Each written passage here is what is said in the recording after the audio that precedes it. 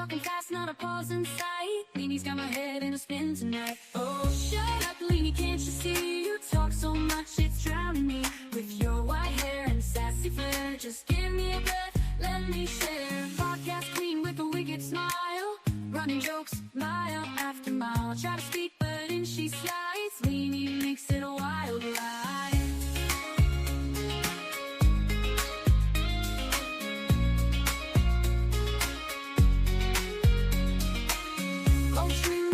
Smile, running jokes mile after mile. Try to speak, but in she slides. Leanie makes it a wild ride. Oh, shut up, Leanie, can't you see? You talk so much, it's drowning me. With your white hair and sassy flair, just give me a breath, let me share. Oh, Leanie, don't get me wrong, can't imagine life without your song. But girl, you've gotta let me in. This ain't just your show to win. So here I stand with my mic in hand, trying to keep this show as planned. Leanie laughs, guess it's gonna stay a little secret every day.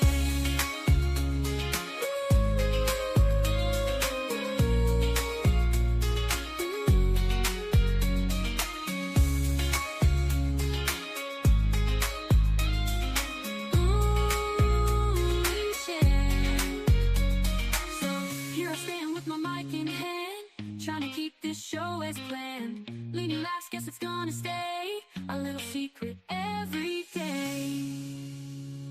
Oh, shut up, Leanie, can't you see? You talk so much, it's drowning me. With your white hair and sassy flair, just give me a breath, let me share.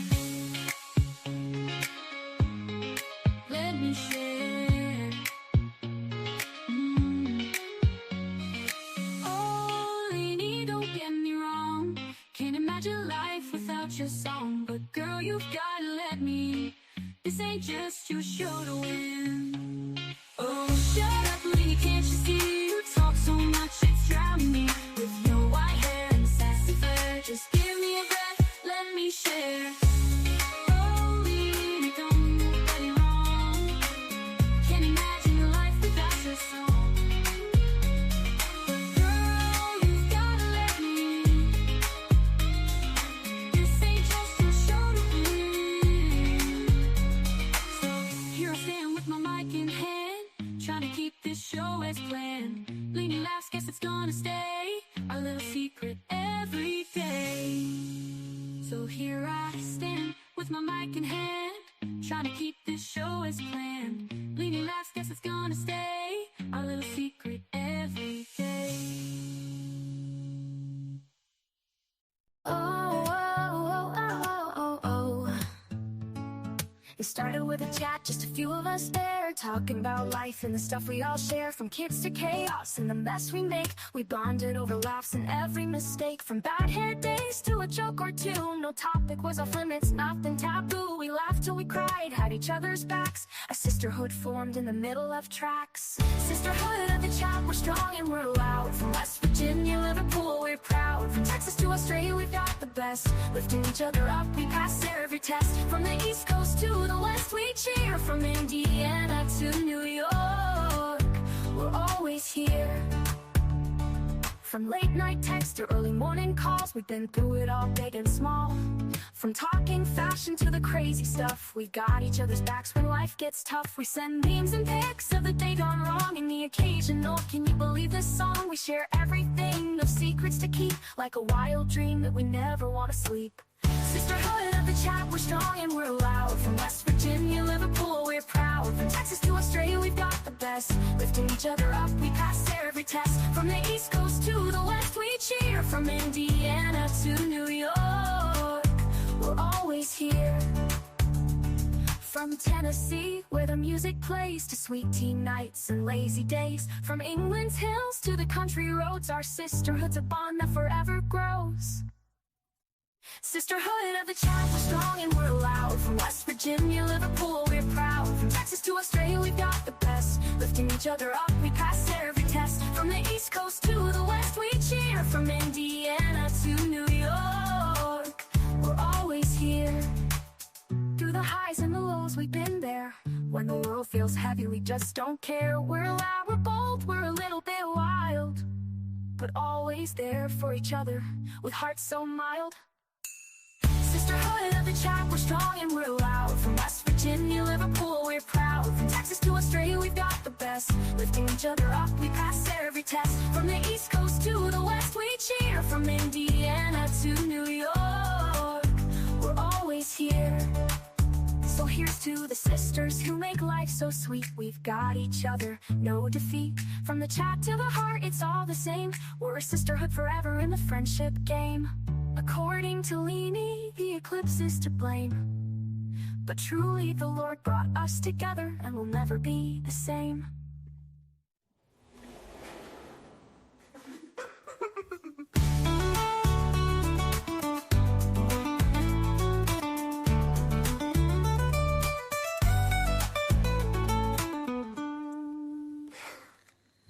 Hello, welcome.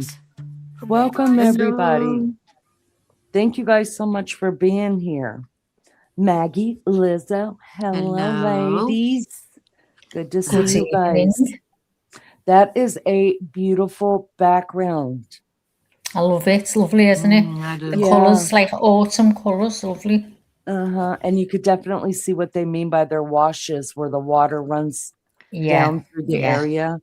It's so pretty. It's I mean, it really is. I couldn't live in that heat, but it's a beautiful part of the country. Oh, I could if I had a pool and if I had aircon. I'd be loving it. I'd be upset at Christmas time and during the fall when I don't see any leaves. Is it hot leaves. at Christmas, Leanie?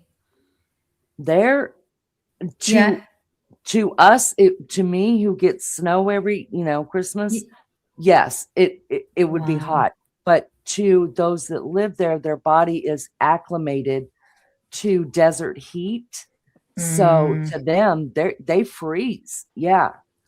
So it gets very cold in the night though, doesn't it? Yes. Yeah. But it may not to us, but I think the wind is different there. Hi, Lizzo. Hello. How you doing, girlfriend? Okay.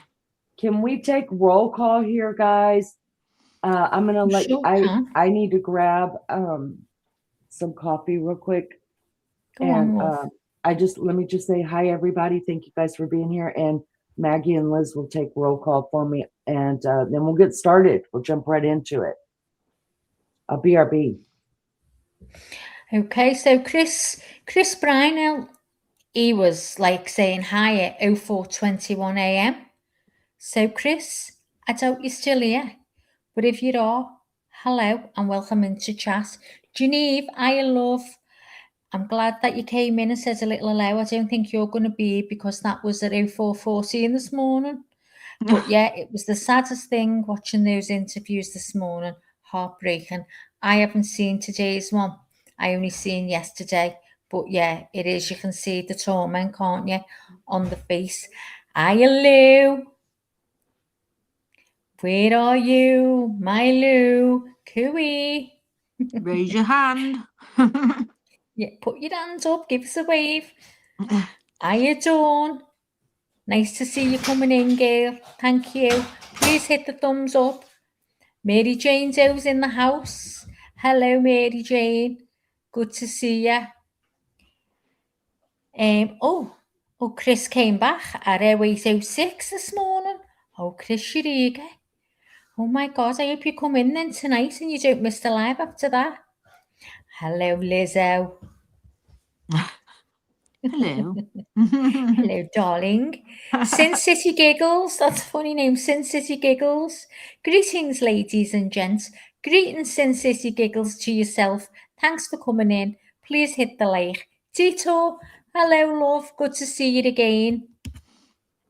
And there's Lou. Woohoo! What a treat. No work today. Can chillax and listen to my favourite peeps. You sure can, girl. We'll never get well. I'll never be professional. I get it all wrong. But you know what? There's nothing stopping me. Nothing stopping me trying.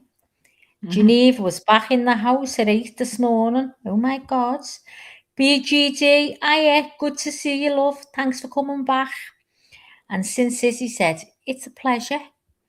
Well, it's a pleasure to have you here, and thanks for all coming in. It means so much when you take time to come into the lives and you interact with us. It really does.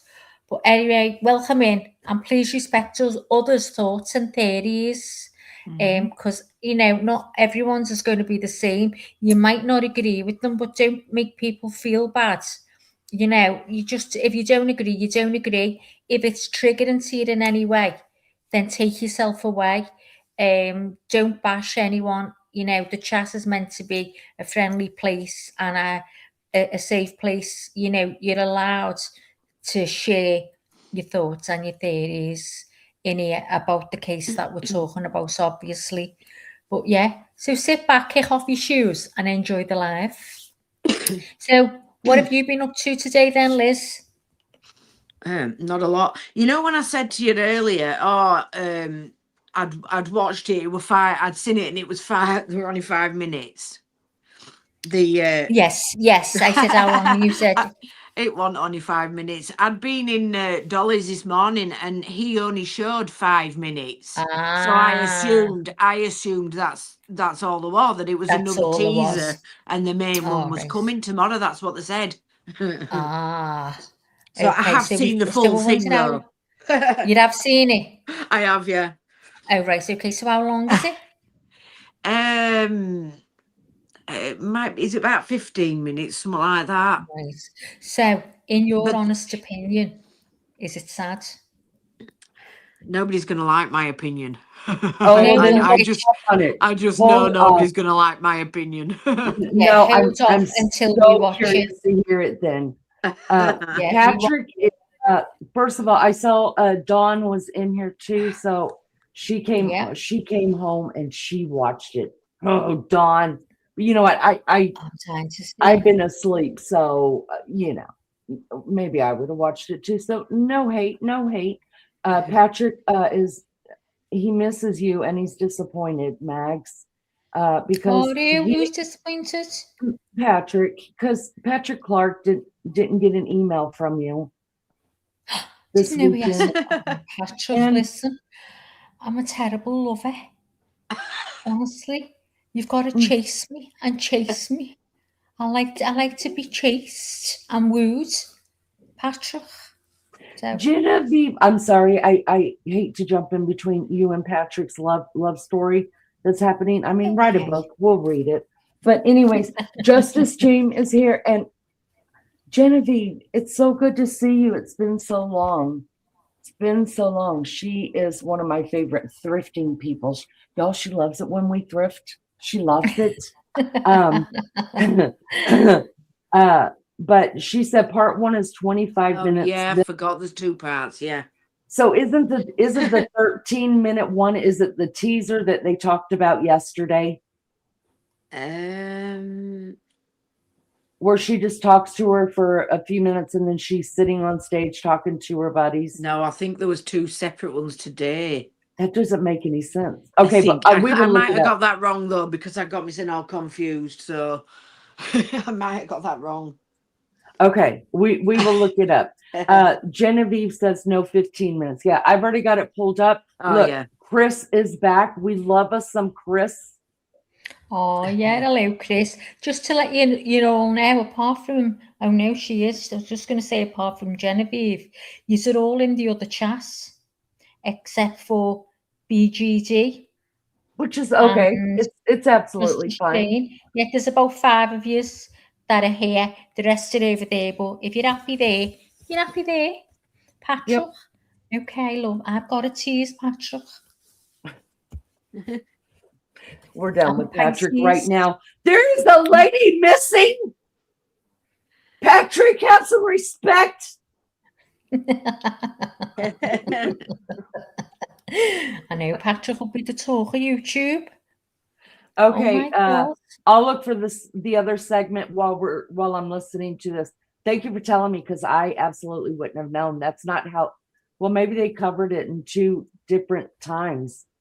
All right, let's just get into it. What you say, girls? What you say, guys? Yeah, what you say, definitely, because I'm dying to see it. I'm surprised you never looked. No, I went to sleep. I'm burning the candle at both ends. I'm struggling. I'm on the struggle bus driving it. So if you're on it or you're on the struggle bus too, get on my bus. Mine's more fun. I play great music. Hairband 80s. Let's go. All right, here. A double-decker bus she's on it.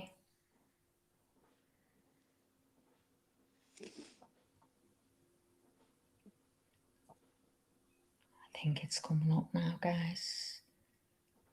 I think she's going to pull it up. Please be patient. Patrick said, hey, to the other two ladies, Lenny and Lizzo. Hello, Patrick. Don't start doing this, Patrick, getting me jealous. Don't start it with this. I know what you're doing. Where from across the pond are you? Lizzo is from Yorkshire. Yorkshire. And I'm from Liverpool. Liverpool. I'm a Scouser. I'll tease you right Okay, back. I found it. I found both of them. Boy, Go, I'm glad girl. I said that because I wouldn't have known. Okay, and it's weird how this starts, but our source is the Today Show, and they've spliced like all of their, leading up to it, having a discussion. So they started it right when they start talking about it. So that is exactly where we're at. Make sure that you are controlling your own volume. And we'll make it as big as we can over here. Control your own volume. And here we go. This is Savannah giving a one-on-one this morning on the Today Show. Whew. All right, I'm ready. I'm playing it straight through too, y'all. Straight through. No shame in my game. The day was, I guess, a normal weekend for you. Yeah. The weekend your mom went missing. Tell me what you were doing and what happened. Well, I had given Mike for Christmas a boys' trip to go play tennis. And so he had been gone for the weekend. So I took my kids actually to Carson's. Mm-hmm. So we had a beautiful, fun night together. And then I came home. And really, it just got home at the same time that Mike came home. We were just saying hi, putting down our stuff, and the kids were running around. And my sister called me, and I said, "Is everything okay?" Mm-hmm. And she said, "No." She said, "Mom's missing." And I said, "What? Yeah. What are you talking about?" She said, "She's gone." And she was in a panic. I was in a panic. I'm like, "Call 911." Yeah. She's like, "I did. We've called them. They're here." And we thought that she must have had like some kind of medical episode in the night, and that somehow, the paramedics had come because the back doors were propped open, and that didn't make any sense. We thought maybe they came and there was a stretcher and they took her out the back. But her phone was there and her purse was there and all her things. And it just didn't make any sense. So, Annie and Tommy had already called all the hospitals, but then I'm like, I'm going to call the hospital. So then I started calling the hospitals, and the police were there and talking to her at the same time. And it was just chaos and disbelief. Within hours, Savannah was making the long journey home to Tucson. You saw Annie and Kim when you got to their house. Tell me about that moment. Just disbelief and hugging each other. Yeah. And I think we were on the phone with the sheriff and trying to, really make clear from the very early moments, Annie and Tommy were saying, this isn't that case that you are used to where someone wanders off. She can't wander off. Mm-hmm. My mom, she was in tremendous pain. Yeah. Her back was very bad. She was trying to, on a good day, she could walk down to the mailbox and get the mail, but most days not. So there was no wander off. And the doors were propped open. Yeah. And there was blood on the front doorstep. And the Ring camera had been yanked off. Yeah. And so we were saying, this is... Do something. This is not okay. Yeah. This isn't... Something is very wrong here. Yeah. Did you guys talk about what possibly could have happened? Like, what could have happened? What went down? Did you? I think my brother, I mean, my siblings are so amazing. My brother, you know, he spent his career in the military and worked in intelligence and is a fighter pilot and is brilliant. And he saw very clearly right away what this was. Yeah. And even on the phone, when I called him, he knew. He knew. And he said, I think she's been kidnapped for ransom. And I said, Yeah.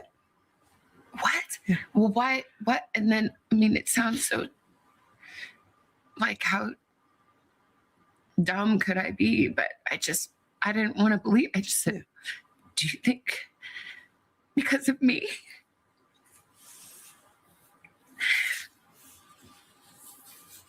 And he said, I'm sorry, sweetie, but yeah, maybe. But I knew that. You did. I hope not. I mean, we still don't know. Honestly, we don't know anything. No. We don't know anything. So I don't know that it's because she's my mom and somebody thought, oh, that girl, that lady has money. We can make a quick buck. I mean, that would make sense, but we don't know. But yeah, that's probably, which is too much to bear. To think that I brought this to her bedside, that it's because of me.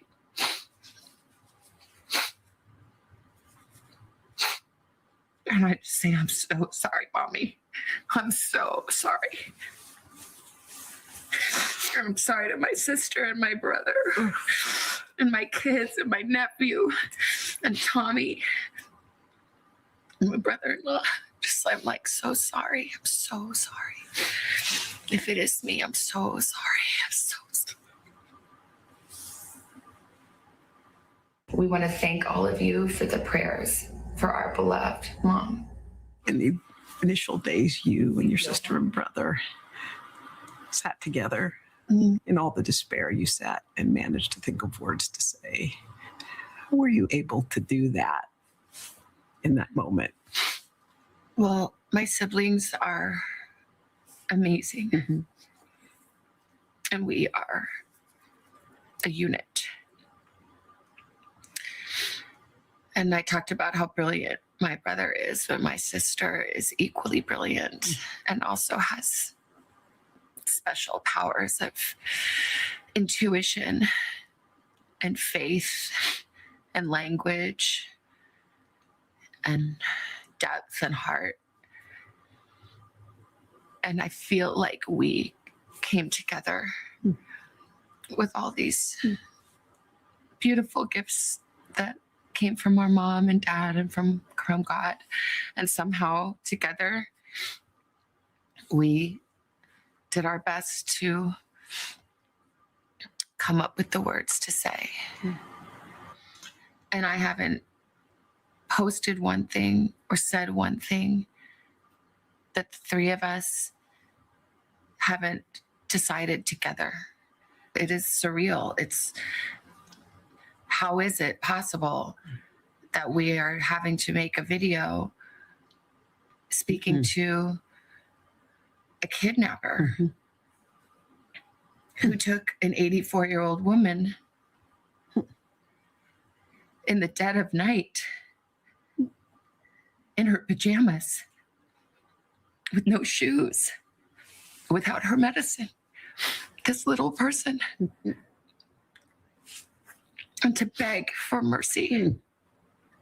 In the days that followed, multiple notes demanding payment were sent to various media outlets. The ransom notes or ransom requests came. Did you believe those to be real? There are a lot of different notes, I think, that came. And I think most of them, it's my understanding, are not real. And I didn't see them, but, you know, a person that would send a fake ransom note really has to look deeply at themselves. Yeah. To a family in pain. But I believe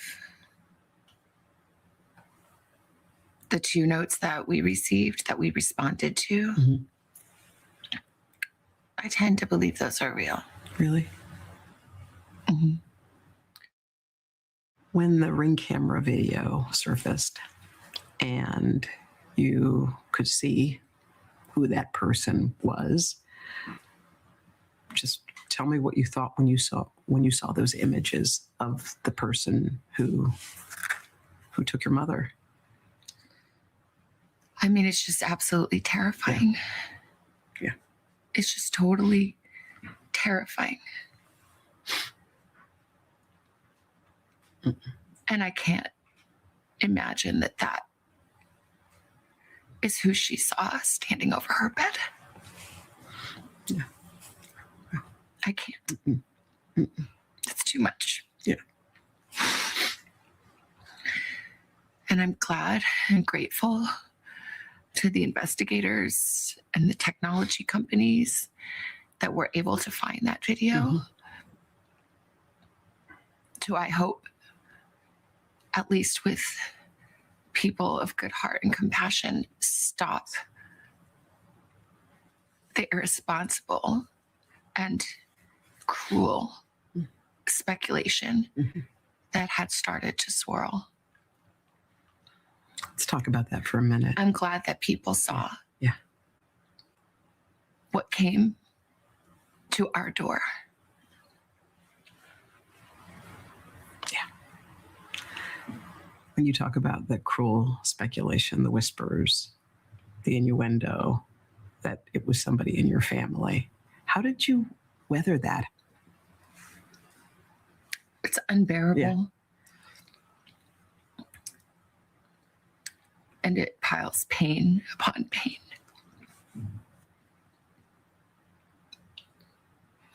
There are no words. There are no words. I don't understand. I'll never understand. And no one took better care of my mom than my sister and brother-in-law. And no one protected my mom more than my brother. And we love her, and she is our shining light. She's our matriarch. She's all we have. Savannah and her family stayed together in Arizona for weeks as the media coverage grew more intense. We had to move houses many times because people came, and not everyone is respectful, unfortunately. You know, there was a night we had to leave in the dark in the desert, holding hands, me and my sister and brother and I, get into a car waiting for us because the people outside were closing in. So we found a place that was safe, and then we couldn't really leave too much. So like those days are a blur. Yeah. Crying and praying. How did your family feel about the way the investigation was conducted? Well, it's still going. Yeah. And yeah, people have worked tirelessly.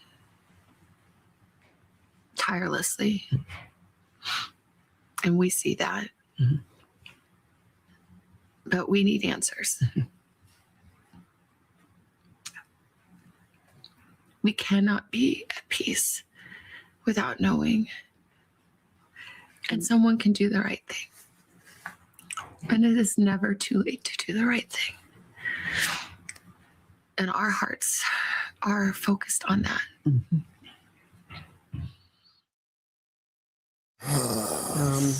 I think where Savannah ended that, it's not too late to do the right thing, is really, I think, the intent from the beginning. Yeah. I think she was a fantasy was that someone sees it, someone who saw someone who knows someone who will say something because, you know, I think this is all about bringing Nancy Well, it's still an home. open case. We're 54 days in. The bravery that she's showing in this interview is not to shine a light on herself, but to remind people that if you have anything to do with this, if you know anything, we firmly believe that somebody does know something, it's not too late. Yes. We can still bring Nancy home if you call the number. And one of the things Savannah actually said to me was she said, please remind everybody that there are lots of people who are missing. And that's why her family has donated to the National Center for Missing and Exploited Children. And she wanted me to underscore that because she, you know, she wanted to be clear, like this is also about a lot of people who are missing. But you guys know how strong Savannah is.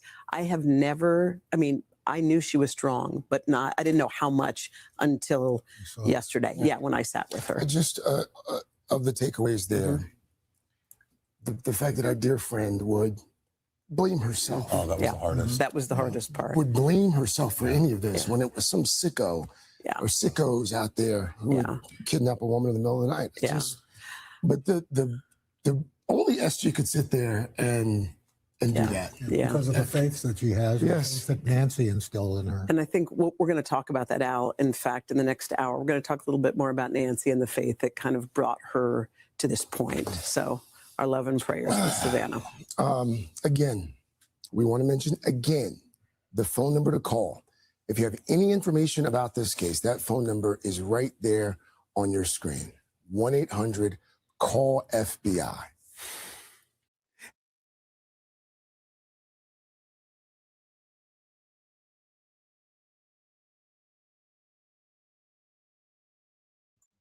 Let me just say before we jump into this, because obviously there is a lot to break down, a lot to talk about here.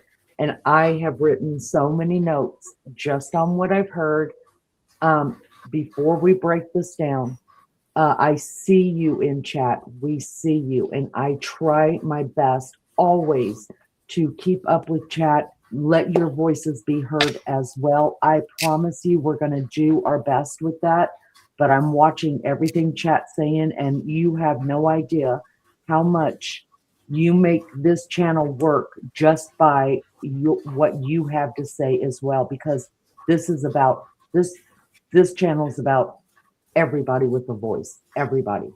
I want to bring in Lizzo and Maggie quickly. I'm going to reserve my thoughts and my questions because I'm a processor. Now I will jump the gun and be like, or cry, or you know what I mean? That's just my personality. But if I get time to reflect, then that's usually the correct. I find myself that's usually when I can see things better. But I'm a reactor. I'm a reactive person, so of course I'm reacting like crazy inside my brain. So I just want to listen to what you ladies have to say, and I'm going to reflect a minute here. Let's start with Maggie here, and this is the first time Maggie is seeing it as well. Lizzo's had some reflection, so let's start with Maggie, and then Lizzo, I want you to come in and talk about the couple of hours that you've had to think this over. Mags, what you got? Oh, I think it was just gut-wrenching. I could feel her pain. I wanted to cry with her. I felt it was genuine. And, you know, the way she was saying she must have been so scared, and she promises she doesn't know anything. On that bit, I'm thinking, is she being told to say that? And they do know that she's no longer here just by certain things that she said, and now we know she was in her pajamas and no shoes on or nothing. Then they're just taking it out. I mean, I just feel my heart bleeds for them. It really does. I feel so much more that I want to find Nancy than I did at the beginning. So I was glad to hear that she did put to rest, because we've been talking about this since day one. And even yesterday, when we were doing our live on this yesterday, we did talk about, did they have her change clothes? Like, never once did I wonder if the woman was wearing shoes. Lizzo, come on in here. What do you say? You've had time to process. I'm sure you had immediate thoughts too, but I'm sure this has been on your mind for a couple of hours processing. What do you have? What do you think? I'm just not buying it. I can't. What part? Right, don't get me wrong. I feel sorry, very sorry. And I in my mind, I can't work out. Does she know, or is she totally blind to this, as to what's gone on? I just, there's just something ain't sitting right with me. I mean, I can't get my head around, why would a brother turn around and say to her, it's a kidnap for ransom? You see, that wouldn't be the first thing that would ever enter my head. I would just think something really bad's happened. Because at that point there was no ransom note. Normally a ransom would be left at the same time. There was no ransom note, so why would that be his first thought? What this is, it's kidnapped for ransom. And then why would she then think it was because of her? And then why would he say, well, I'm sorry, sweetie, it seems that way. Even if you thought it seemed that way, you wouldn't go and say that to heap the blame on her if you thought that. So let me do a little bit of, first of all, I just want to make sure chat understands. Look, you may hear different views up here, and absolutely you will. We're three different women with three different brains, and we have our own thoughts, just like you, and you're allowed your thought here. It's just how you put your thought, and be respectful of other people's way of thinking. And actually, I love it when we all think different, because that's how I learn personally. That's my way of learning. And Lizzo and Maggie, if they're, obviously Lizzo and I we're reading from the same book, but a lot of times not on the same page. Half the time Maggie and I are on the same page about just about anything. But I've learned so much and a different way to look at things, because we're creatures of habit. We're creatures of habit. So it's easy for us to think only one way. And then when someone else brings in a thought, you're just like, wait a second, like I never thought about that. Let me work that into my brain and the way that I think this went down. And sometimes it coincides. Sometimes it fits. It's the piece that I miss. And I'm always saying I'm missing something. So Lizzo, I appreciate you saying that. Because I think most of the people that are in chat, or at least that have been in our chats, even yesterday, there were some people that were pissed off that we were saying, we still, Lizzo and I, not Maggie, still believe that the son-in-law had something to do with this. And there were people in chat that blasted us. They hated it. So we're going to get that, but understand, we're not up here running a popularity contest. We're just up here trying to break down facts and follow the case and try to figure things out for ourselves as well. So Lizzo, I appreciate you saying that, especially after some of the shit that we took the other day on here. I feel sorry for him. I do. I feel sorry for him, and obviously I feel sorry for Nancy, because something it is tragic. Something's happened, but I can't get away from what I felt from the very beginning. So, and that's fine, Lizzo, and that speech hasn't changed it for me. Yeah. So so your theory on what all's gone down so far, seeing that has not changed anything. In fact, the only thing that it might have made me think this afternoon is maybe I haven't looked at Cameron. Maybe I should have side-eyed him a little bit. Okay. But that was it. I think that's fair, because there also have been, there have been people in chat that have said, what about the brother? And listen, I am, you guys know, I'm pro law enforcement. I'm pro military men, and I understand a lot of the way military men think, because having been raised by one, having married one, I having sons that have gone into the military, I think I can understand that. And I'm just throwing this out. I'm not trying to change anybody's mind about Cameron, but for me, that part didn't stick out, because as a man who, you got two sisters, you know, and obviously they look up to their brother, and he's been in the military for a very long time. He's already military minded. And so for me, when he says it looks like she's been kidnapped for ransom, men don't think with their hearts like I do. You know, most of us women, we are pulled over by our hearts. You know what I mean? Men usually think with their brains, and that's why I think when there's tragedy in our family, we kind of lean to, and a lot of women won't like hearing me say this, but for me, I lean to my husband for the sound advice, because I know I'm a reactive person, and I'm either overreacting or I'm overreacting, thrown in with a bunch of cuss words. So, but then there's my husband standing there like this great big redwood who isn't moved and is not moved by reaction. He's moved by fact and what he sees.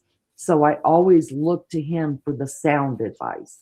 Do you think maybe it could, and you don't have to agree with me, but do you think maybe his military service has played, and what he's been trained to look at and trained to do, that the emotion just left, like mom is missing, and all of a sudden he goes into the role of the leader and says, all right, this is what it looks like to me. Ladies, what do you think? Can I be honest? I would have, absolutely, if that had to be me, my mum has lived in the desert like that, I think I'd have said it. Because really? I wouldn't have, I wouldn't have thought of anything else. Why the hell would someone take her? So knowing that my sister is famous, she's got a lot of money, I'd say, maybe I wouldn't say it like he did. I'd just sort of say, what if they've taken her? They've kidnapped her, you know, for money, knowing that Savannah is, you know, you've got money. Maybe it's that. It could be that. I'd have to get that out there, because that's what I would believe, where she lived. And, you know, because it goes on, a lot around there, people are found in the desert and stuff like that, you know, and never seen it. That would be, I would say. Okay, Lizzo, what do you think? And like I said, we don't have to agree on this at all, but do you think that's possible, that his work mind, you know, his training, he just flashed over to that and took out the personal part of it?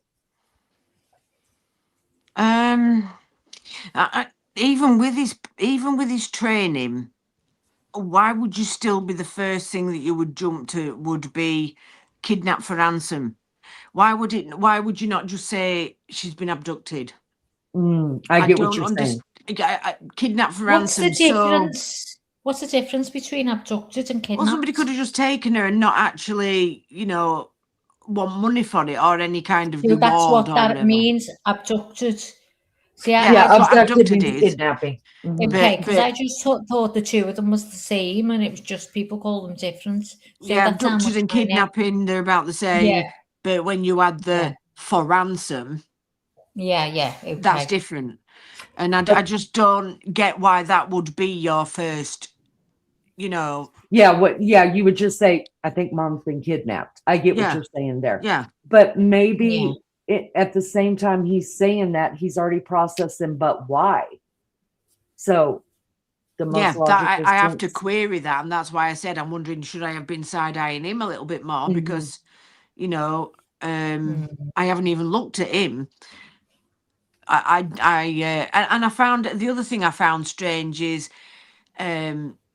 she said about her mum's mobility, and she said, you know, her mobility is bad, her back's bad, she's in agony every day. Some days, you know, she can only just get to the mailbox and back, and some days she can't. Well, I've heard numerous people say that wasn't the case. You know, like some neighbours have said, you know, that she used to come down for the mail and she'd stand and have a chat. There was that guy that they talked to the other week, might have been last week, the pest control guy. Yeah. You know, he said, you know, she's all right on her feet, you know, that she comes out without a walking stick. So Good point. You know, it makes me wonder who's telling the truth. Is her mobility as bad as they're saying, or is it not? If it is as bad as they're saying, you still got to question why she's in that great big house on her own, leaving her doors open. You know, I don't Okay, know. so I think that's a good point. So there's so much to say, but that's a good point. I picked up where Savannah says, and she's defending her family and especially defending her brother-in-law. And I picked up where she said that nobody took better care of her mother than her sister and him. And the first thing that popped in my mind was really, because if we go by the timer of the of the door, that you know, the garage door where we believe that he dropped her off and then left, the door was open 2 minutes. So if he took such great care of mom, wouldn't he have taken time just to walk mom in? I don't understand. What says you guys about that? I mean, if they took that good care of her, why was she getting an Uber to the house? They only live 5 minutes down the road. Yeah, that you know, again, if her mobility was that bad, you'd go and collect her. Yeah, I think so too. I mean, there's no way I'd let my mum come in a taxi. The only reason that'd be that case is if I was the only driver in the house and I wasn't allowed to drive. I'd had an operation, I'd had surgery or something, and I couldn't drive. That'd be the only reason. But then she'd have to stay because I wouldn't have her going home in the night. So, and you know, if her mobility is that bad as well, you'd make sure that she had all the correct security in place as well. If her mobility is that bad, I mean, she's her hearing's bad, she's deaf. You know, you would make sure that everything was secure. Yeah. That brings maybe us to... Go ahead, Max.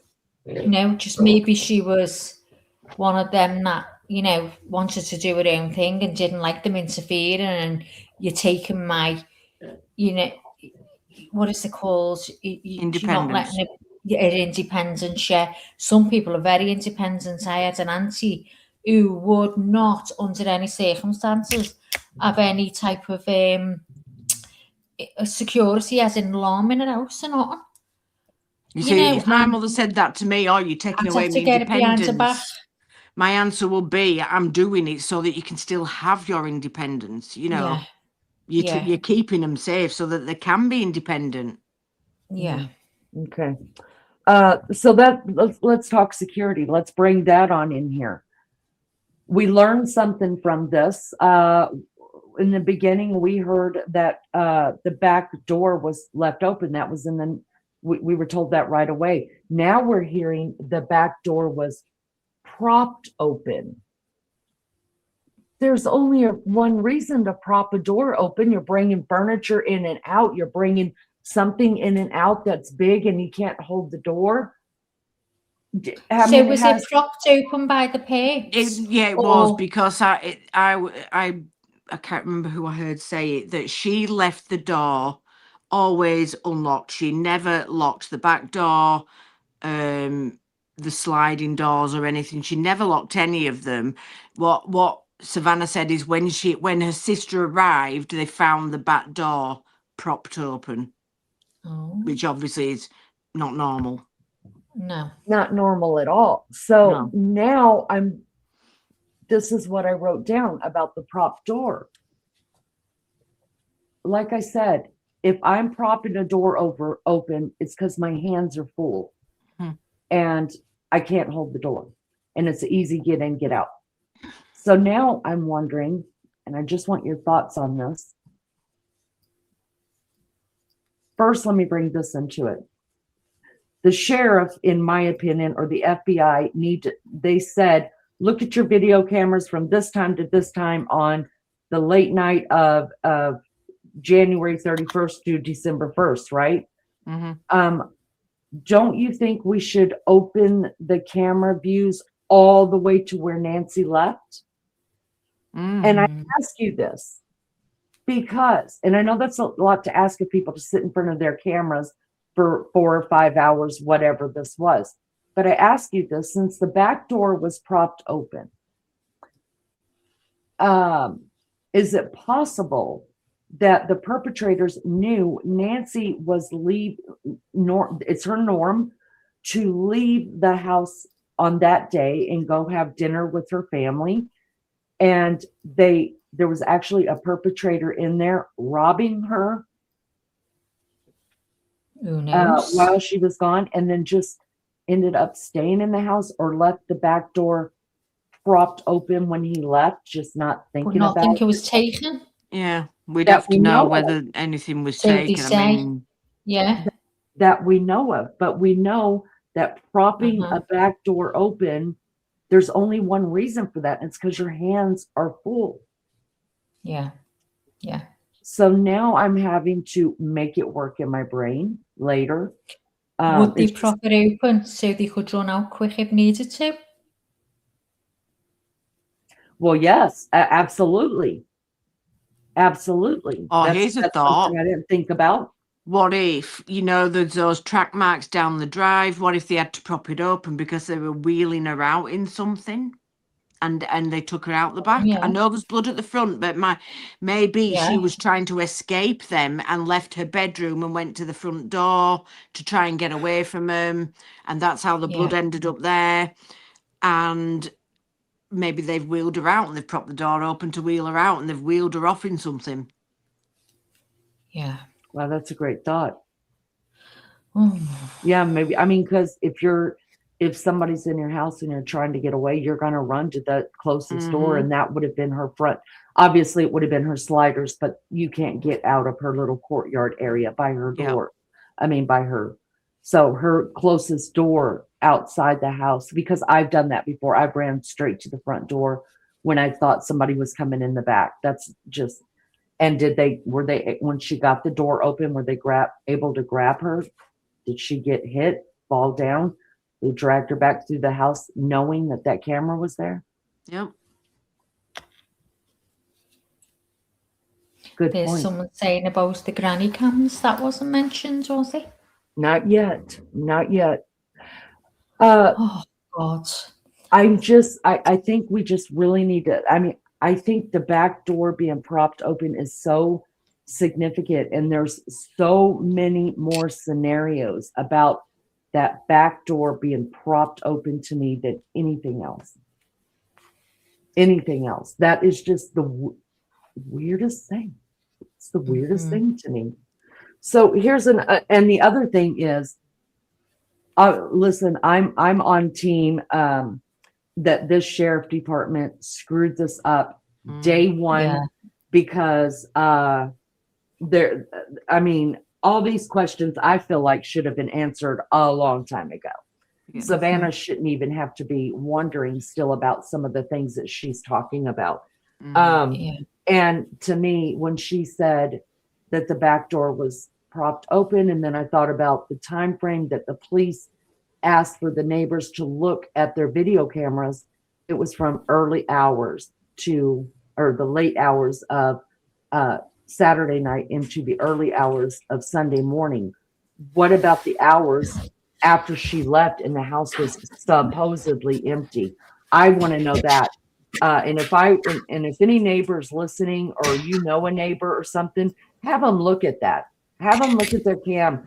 And not only that, yes, your traffic's going to be a little bit higher on your road, but I'd be real curious to know if the same 12 cars that passed by that one security camera 8 minutes after Nancy's pacemaker quit communicating with her iWatch if that car or a car that looks similar passed by during the hours that Nancy was actually with her family. Just something to think about. Yeah. Let's get to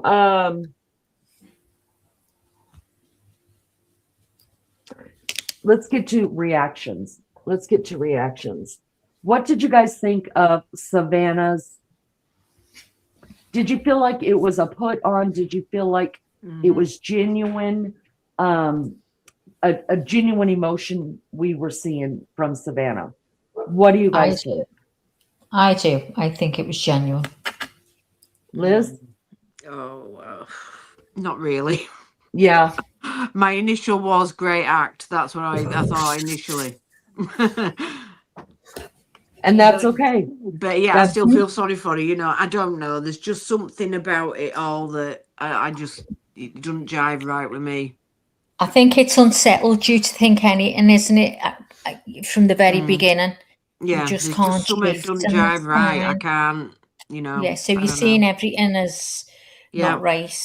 You know, but I will hold my hands up and apologise if I'm entirely wrong at the end of all this. But it's okay to be wrong. We've all been wrong before. Yeah. Sue says if Nancy's back door was propped open, then maybe someone was planning to go in while Nancy was out and left it open for himself to enter later. I just don't understand what would be propped open if that was the case, because it's unlocked anyway. You would take the chance of now does propped open, wait a minute, I'm rethinking this. In Savannah's mind, does propped open mean propped all the way open, a stone or a chair in front of it so you could carry heavy stuff in and out and have your hands free?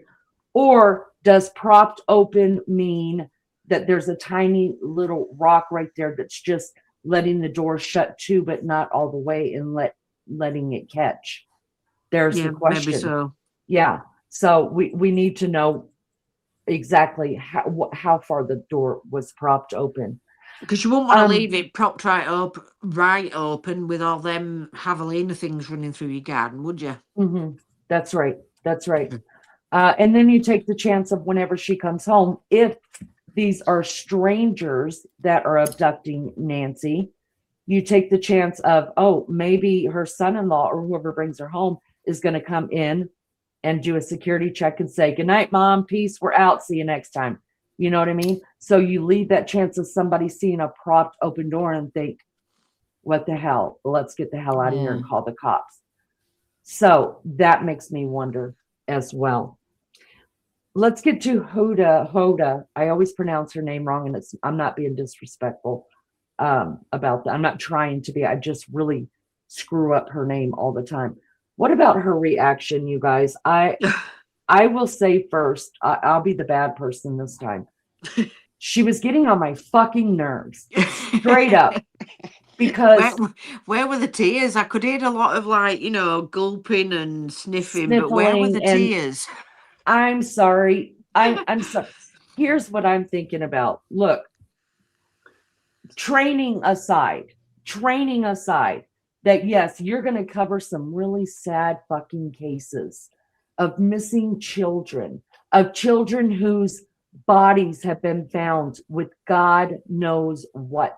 They cover them cases. Not one time is anybody sniffling on that panel. And yet all of a sudden you're doing a case of a missing 84-year-old woman whom, yes, you know, but you have training that says no emotion, knock it off.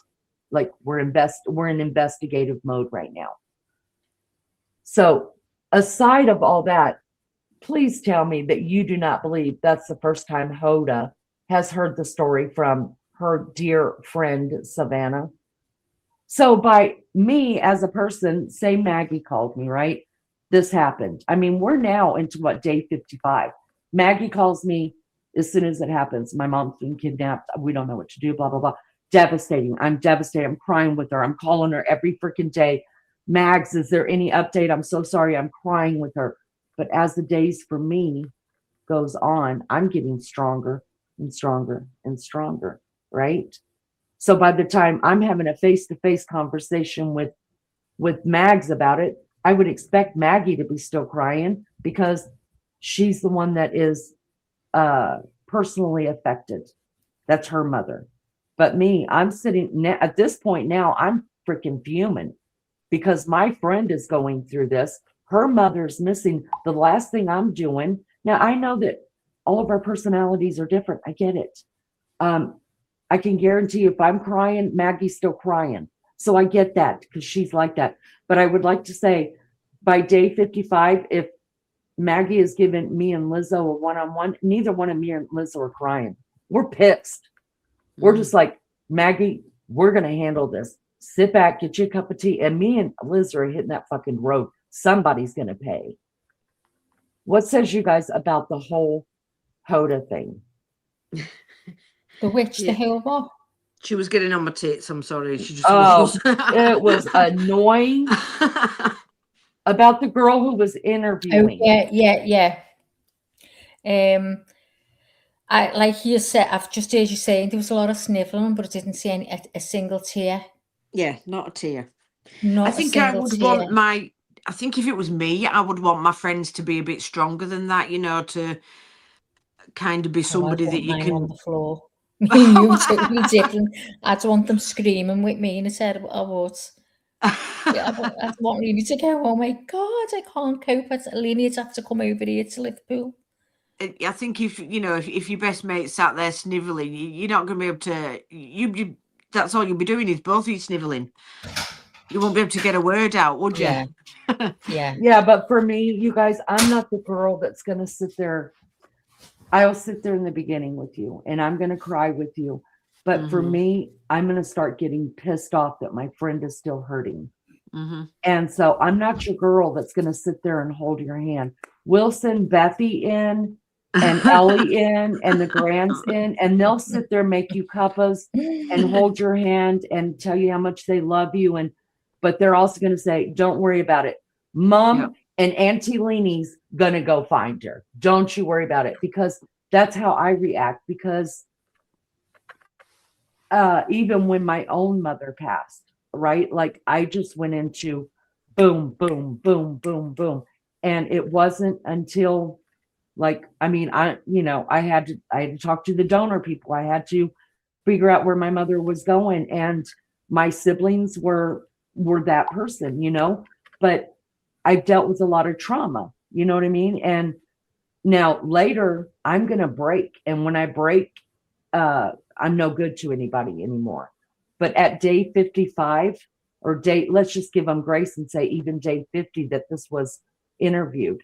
By then I'm just good and pissed off for my friend. So and Sue, thank you for saying that Hoda and Savannah are friends and that people do react differently. And I understand. And I'm just saying for me, it's hard for my personality to understand that type of where I'm sniveling on camera too. I'm sorry if that is heartbreaking. I'm sorry. I'm not saying Hoda doesn't care. I would still care. But for me, the emotion of just being pissed off that my friend is still suffering like this, I'm a reactive person, remember, so I have to do something. Even if it's not going to help, I'm going to go smash a wall or punch something for my friend. You know what I mean? Hurting. I have to react to it. Yeah. And so I'm not the person that's going to sit there for hours and hold Maggie's hand. We got people to do that. So, all right, let's go. I want to talk about this, and this is not going to be popular. When Hoda at the end was talking about that. Oh no, I'm sorry. When Savannah was talking about how people just don't understand the grief and the turmoil, and she used a word that did resonate. And I've only once in my life had to feel that she didn't use trauma, the anguish, I think is the word she's used. And there's only been like one time in my life, maybe, that I understand what that word really means. So I get it that's what she feels. She feels anguished, and I'm not questioning that at all. That's a natural feeling. But she said people won't understand, and it's just sad that people are. She didn't say. I'm using Darleneisms, or Leanieisms, where she doesn't understand that people would, how heartbreaking it is to bring up her family and be accusatory towards them. It's not helping. It's just piling on the pain. Does she forget her profession? Mm-hmm. Yeah. How many times has she covered? And I'm not just talking about on the Today Show, y'all. She didn't start out on the Today Show, okay? Mm-hmm. How many times has she covered a case? And before it's ever been said by the police department or the FBI, was the focus on the family every freaking time. Why? Because that's how investigations run. You start with the person that's closer to you. Yeah. So maybe, I mean, I'm not saying, oh, goody, now you understand what they feel. But how can you sit there and judge others like us for doing the same exact damn thing that you do on the daily and make money doing it? Yeah. I'm not trying to be mean, but are you going to start covering things different? Are you going to turn down the assignments now and say, oh, no, I'm not covering that. I'm not going to talk about the family like the sorry. No. Some money talks. And I've always had a real problem with people who judge people when they're for any kind of action, when they're doing the same damn thing. And especially since I'm not getting paid for shit. None of us here are getting paid in this chat. This channel's not getting paid. I don't monetize this shit. Nobody cares. But you're being paid to do the same thing that's now being done to you. And all of a sudden now it's cruel. Mm-hmm. What says y'all? I agree. She's a professional. She knows how it works. That more often than not, it's family. It's people close to you that have done this. So she can't be surprised that people are looking very closely at family. If they put one foot out of place, somebody's going to be, they're watching them. And that's only natural. It's only natural. Mm-hmm. Everybody has come under scrutiny. Even the poor old ladies at church, who she was going to meet up with. They've all been looked at. Everybody's been looked at. Pool guy, gardener, pest control. Everybody. Anybody that's been in contact, and as unfair as that may seem, that's just how it is. It's an investigation. Right. And your celebrity status or my pain or your pain or anybody else's pain doesn't negate the fact that we all have to be treated the same. An investigation is an investigation, and it starts with the family. And if it doesn't make sense, we're going to sit here and side eye. No matter who you are, you're not above that. Your celebrity doesn't make you, it doesn't let you off the hook and make you automatically innocent. We couldn't possibly because we're a celebrity. No, it just doesn't. Right. And we have learned that from the Epstein files of letting celebrities off because they're celebrities and they've got money, or they're our hero. And oh God, my hero wouldn't do that. They're just so sweet. Like you've learned. You've only got to look at, I saw, yesterday, it was Justin Timberlake getting arrested. Yeah. And the amount of entitlement there, surely not, do you handcuff everything for this offence, and it's like, mate, you've been caught drink driving or whatever, take it like a man, of course you're going to get in trouble. The fact that you're a star is not going to get you off on this, Yeah. And sadly, a lot of them do get off on that here in the United States because of their celebrity. It just didn't work on them cops, thank God, because it shouldn't. Yeah. Okay, so Maggie, what says you? I see that you either brought something up or added something. Yeah. It was only something that I thought of might be of interest to what Lizzo had sent to both you and I. So just in case you wanted to talk with this picture of the car. Okay, let me get this off. I the agree. screen. I think she should know better more than anyone. That's the first thing when, the family are always scrutinised before anyone to, their suspects.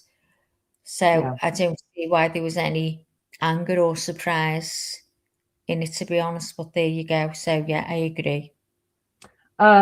Thank you everybody for being in chat. Listen, come on down, have your opinion, have your say. Just try to be respectful of others' right to have an opinion as well. That's all we do here. We're just not going to bash each other here for an opinion, but you are welcome to it. And in fact, we love a good adult like debate. You don't have to agree with none of us on panel. You could hate what we have to say, but just bring it in adult like, and we can talk about it. So thank you guys so much for being here. I know we're struggling a little bit with chat, and we really do try to keep up with chat, but bringing up stuff, looking into other stuff off the side of our computer to bring to you guys and have a good discussion about it, it's kind of hard. So we want to shout out to the mods, especially Lulu. Girlfriend, I see you. Thank you so much for interacting with chat the way that you're doing. Listen, we all have a part to play here. Become according to Leanie, become a love bug here, find your place, even if it's somebody in here that is sitting in chat and having a discussion in chat.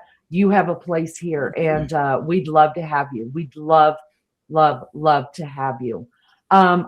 Should we go ahead and watch the second part now that was played? Yeah. All right. I thought it was finished. Yeah, definitely. No, so the second hour, so the Today Show, for those that live out of our country, the Today Show is done in 2 or 3 hour segments. I can't remember. It's been so long since I've watched them. What they do is they'll, like the first hour, we got that bit. The second hour, it's like a tease to keep people tuned in, so they will stay on the Today Show to see the next part of Savannah's interview. And so they keep them around for an hour before they play the second part. So let's go ahead and do that. I've got it pulled up right here. Speak about your mom. Oh, let's stop it right there. Let me just make sure you guys see what I see. And all right, perfect. We're looking good. I'm going to make it as big as I can. This is the second part, the second hour of the series of one-on-one that Hoda Kotb is having with her friend Savannah Guthrie, whose mom, 84-year-old Nancy Guthrie, has been missing now for 2 months, over 50 days. I think we're at day 55 or day 56. So here we go. You speak about your mom always in the present tense. Yeah.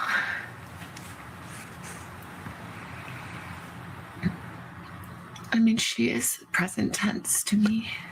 Do you feel her, or have you heard her any moments? Yeah, a little bit. Tell me about your mommy. Just tell me about her. My mom she's incredible. She's resolute and strong. Quiet strength, quiet faith, but hard fought. She's funny and a little mischievous, I would say, in her humor. She's a noble creature. She does what's right. She walks in faith, but not a fake, pious, put on faith, but like a grounded, earthy, she fought for it faith.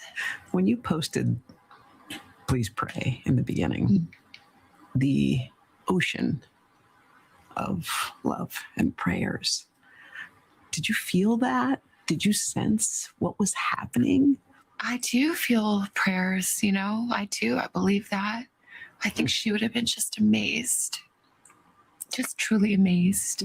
One of the images that stayed with me through all of this was you and Annie and Tommaso walking up and looking at the flowers and at the notes.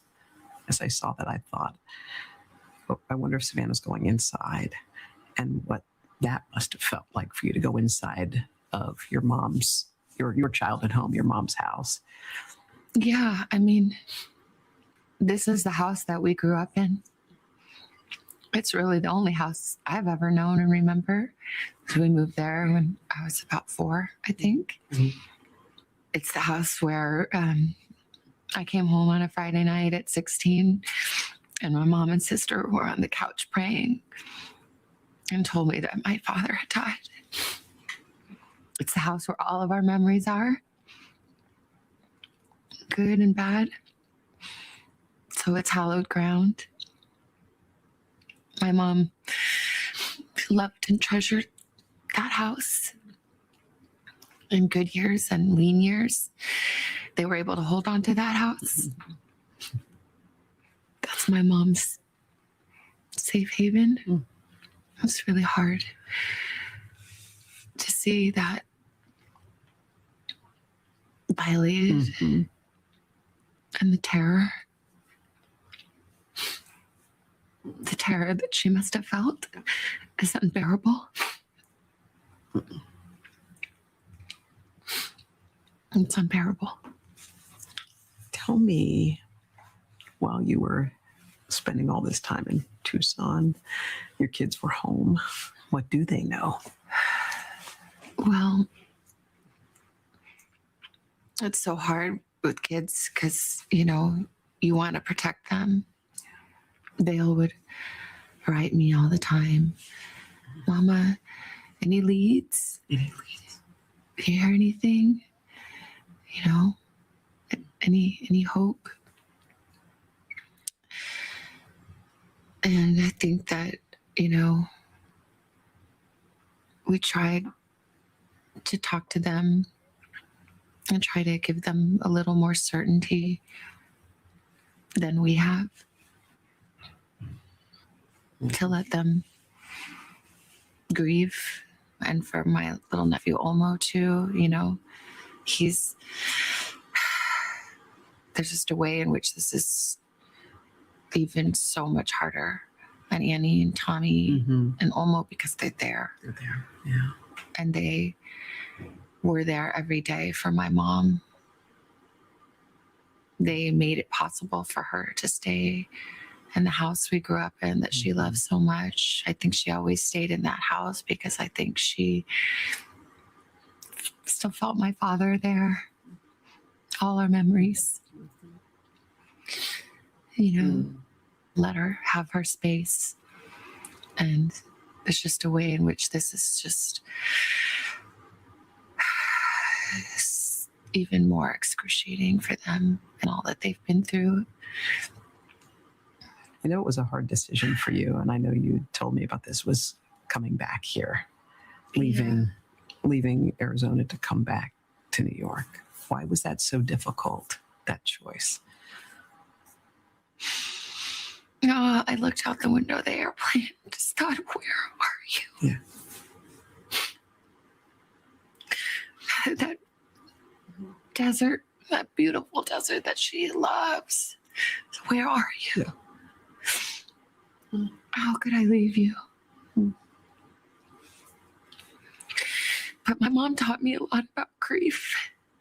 Our family knows grief. My father passed when I was 16 years old. He was only 49. It was a shock. And I remember my mom saying in those early days when Daddy died, like, you have to get up and decide and do. Just decide and do. And she had read that in a book that meant a lot to her and her grief.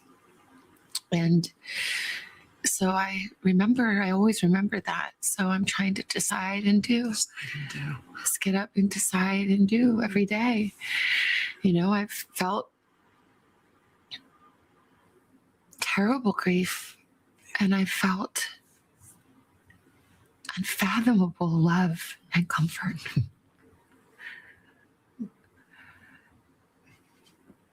the goodness and kindness of God is remarkable and in equal measure to my sorrow. Wow. She showed us how to survive the unimaginable. When she lost my dad, she was 46 years old. She had 3 kids. She had never worked outside the home. She had to get up. She had to find a job. She had to mother 2 teenagers and 1 young adult just starting making his way into the world.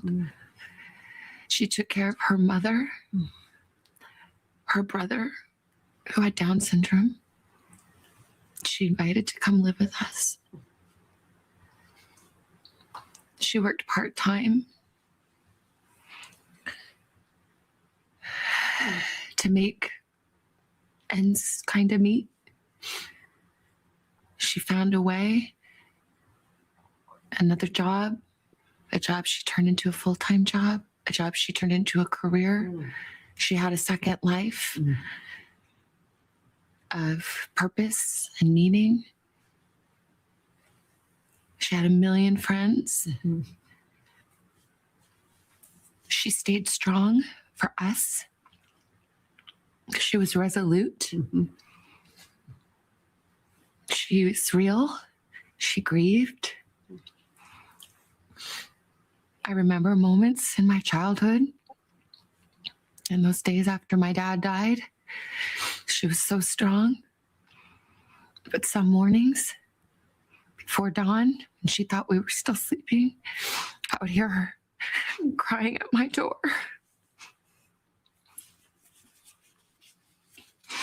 To not be alone in her grief.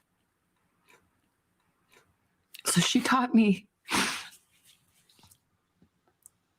to be strong, but she taught me to be true.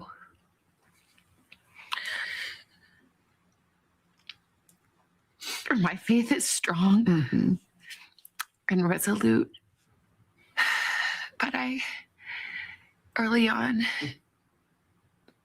felt that I heard, for one of the very few times in my life, I did hear God speak to me. As I said to myself, I can handle anything, God. I can handle anything. I just can't handle not knowing. We can't handle not knowing. Yeah. I have to know. And I heard a voice. And it said, you do know where she is. She's with me. She's with me. So whether she is on this earth still, or whether she is in heaven, I know where she is. I know who she's with. But we need to know. I mean, Savannah's faith has been on.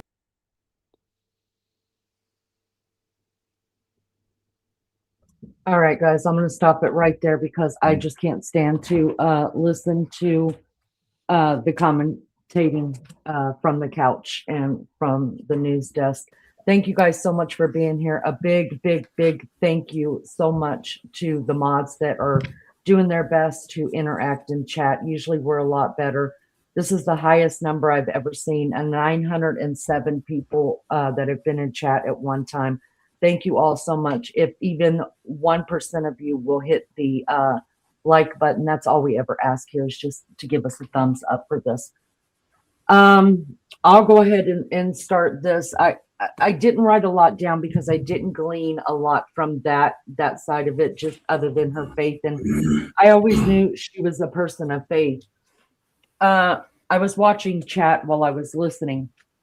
And I'm gonna bring up the unpopular opinion, and especially an opinion that YouTube itself and a lot of YouTubers don't like to talk about, and a lot of people who hang out. When I say YouTubers, I'm talking about every one of us that frequent this app.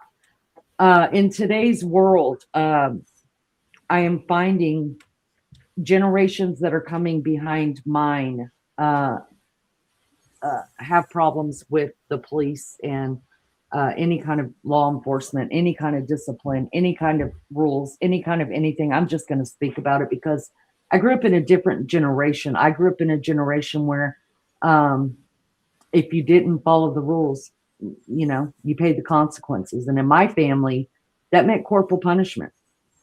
I raised my kids that way. You raise your kids however you want to raise them. You believe however you want to believe. But somebody in chat a couple of times did put this in there. They said, what about and I'm again paraphrasing what they said, but Savannah running news on defunding the police. And now all of a sudden you need them. I have always said to people who tell me, you know, fuck the police, fuck Trump, fuck Obama, fuck this person, fuck the FBI, fuck, you know, you hear it all, right? And I always say, yeah, everybody hates a cop till they need a cop, right? It is true. If you go back and you do some research on Savannah Guthrie. Now, listen, I understand she's a journalist. She's got to report on everything, whether it's a popular opinion or not. She's got to report on everything. I don't know her personal beliefs about defunding the police, but when you put shit like that out there, and then all of a sudden you need the police. I mean, this is a case. Your mom needs the police. We got to find your mom. And to do that, you're going to need the police. You're going to need the FBI. You are going to get people that are sitting back going, oh, wait a minute. Weren't you just the other day talking about this and that? Look, I'm not saying that there aren't bad cops. There absolutely are. But there's also bad people that work at McDonald's, and your asses are still going and getting your Big Mac, right? And whenever someone's breaking into your house, you're not sitting there going, yeah, the cops are bad people. I don't think I'll call them. I'll just sit here and wait it out and hope to God this turns out good. No, you're calling the police, so knock it off. And that's the way that I feel about it, right? So I mean, that's a very valid thought.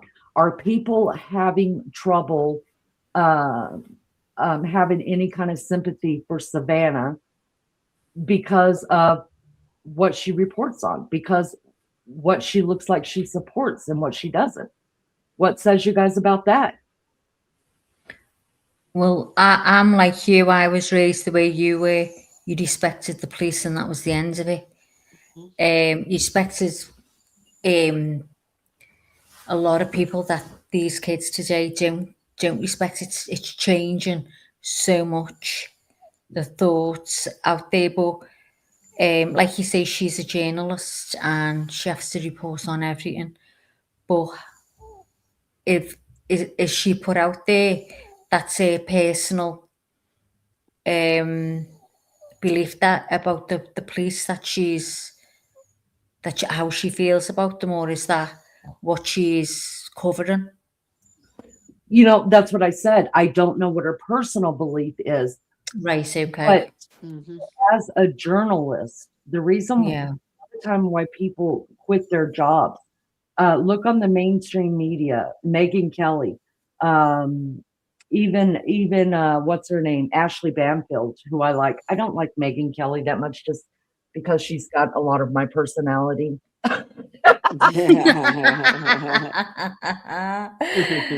then, you know, when I don't like her, I think to myself, bitch, you're the same person. Shut up. Who are you to judge Megyn Kelly? So I have to be honest and real with myself about that. But there's some things that even I wouldn't go as far as Megyn Kelly, because I'm not out to hurt people. I have opinions and I am rough around the edges, but I would never intentionally hurt somebody. But if you hurt somebody of mine, I'm coming out swinging, and I don't care if you get hurt. And that's just the way it goes down. But but unfortunately, money, status, and lifestyle, to me, has always been and always will be the greatest factor of people's character. Unless you grew up like us, who the normal people, I call them normal in the sense of you didn't have too much and you didn't have too little. If there was a package of split pea soup in the pantry and that's all you had, you were going to have a great meal that night because your mama knew how to season it and make it good. So you never thought that you were poor, but you always knew that you weren't rich because you weren't walking around in the same shoes everybody else was, right? So for people like me who grew up in a different time, a different generation, I think our values as a country, or maybe even as a world, has changed. And the dollar speaks so loudly that it almost gives you permission to do whatever you want, whenever you want, however you want. And you're not concerned with your next door neighbor anymore. Whereas the way that I live my life, which is I don't need anything. And so I'm not poor, but there are still things I want that I'll never be able to get because I'll never have that much money. But I guarantee you, if one of my neighbors on the street was hungry, I'd be like, your name's in my pot. Let's go. Come on. You know what I mean? I give them money to help keep their light on. You know what I mean? Maybe not all of it, but I give what I have. Oh, there's Jessie, y'all. That's She's nobody right on me knee. I've just had to give it a good little pat down to shut her up and she went louder. Yeah, that's nobody passing gas here, y'all. That is Maggie's little pug in her. I call it the pug because it my sounds little like shih tzu sounds so loud. Yes, but do you guys get what I'm saying? I mean, could it? No, I don't know if that's her personal beliefs, but wouldn't you think if she didn't think those things and she had a high thought against it, that she would say, I'm not covering that, guys, even if it means I'm going to go work for the local news station, or I'm going to go start a YouTube channel, which is exactly what a lot of these big names are doing now. They're done answering to the man in the suit. You know, they're going to report on things that they want to report on, and have their own morals and their own integrity. And there is a way to do it, and it's on social platforms today. So did the reporting that Savannah has done on defunding the police, on the Epstein files, I watched, and I'm not trying to bring Epstein in this and sideline real quick, but it is a part of this in a way. I watched a video of her interviewing Jennifer, you guys, I did a live on her, Guthrie. And I just watched Savannah's face the whole time while I think her first name was Jennifer. Guthrie was talking, and she looked disgusted. She didn't have any, to me, in the way I was reading her body language and her face, she had no compassion for that girl. So does all that have something to do with how people are saying, no compassion here? Where was your compassion during this one? Where's your compassion for these victims, that victims? Oh, now you're the victim, so we are supposed to. What do you guys say about that? What do you say about that, chat? I think that is obviously why they feel that way. So what does the chat think? A lot of people are saying defunding the police and the Epstein files, and I think they fought over that house. In my humble opinion, somebody in that family hired somebody, and it's all over that house in the will. Lizzo, what says you about the grief, I would say, that Savannah and her family are taking from a lot of the public and not having any compassion for them? Do you think it has anything to do with the things that she's covered, the umbrella she stands under? Maybe so. I mean, it's difficult for me to say because obviously I have no, I don't watch her, I'm not in America, so it's hard for me to kind of judge it on that because I don't see much of what she covers. But that could be why maybe people, have an opinion, or maybe they don't feel as sympathetic towards her. All right, sorry. It certainly doesn't affect how I feel towards it, obviously, because obviously I don't have much experience on her views or anything. I don't really know much about her views, so it doesn't affect how I think about her. Okay. Tashi, thank you for getting the name for me. I hate to mess up victims' names, especially. Her name was Virginia Guthrie. And when I watch, y'all just go and research her interview with her and just watch Savannah's face the whole time. I saw no compassion for that girl. None. I don't know. Yeah. Adele says, I hope Savannah hired a private investigator because maybe they would get more results since Nanos effed up the investigation. He should have taken the damn doormat for DNA testing. That's all we've been screaming over here, y'all. We know. We feel the same way. Jonathan, I remember in the beginning talking about the medicine she needed and talking about how much pain her mother was in. I think maybe a mercy unaliving. We haven't heard that. Have you guys heard that? That maybe the perpetrators felt some kind of compassion that she was in a lot of pain and they killed her because they wanted her out of the pain and they couldn't exactly bring her back home. What says you guys about that? What if that was a reason for the family taking her out? So that she's not in pain anymore. Lord Dandy, good to see you. Thank you for coming in. Listen, while I appreciate the sentiment of a mercy killing, I'm not buying it. If you have any kind of mercy, you're not going to go in and kidnap a 84-year-old woman and take her out of the house. Way of doing it. Right. And at least let the lady put on some shoes, for God's sake. You live in the desert. That's hard on the feet. So that's the problem that I have with the mercy killing. I don't buy that. No, you're right. Patty says Savannah's family didn't take good care of her mom. Maggie, got anything on that? Well, I wouldn't be leaving my mum without security. Like I'd have had to have everywhere subscribed to she as a subscription to make sure that she was okay. I'd have probably argued till I was blue in the face if she was to tell me no. If I had to, I would do it behind her back. But as I couldn't walk away knowing that she was in a house like that alone in such a remote area. I mean, does that make them not care? I don't know. I just think they've maybe listened to her too much because they've always, they live there and they've never seen it as a danger. It's you can't become like that where you live. You can leave your door open and think it just doesn't happen here. So maybe that was a big part of it.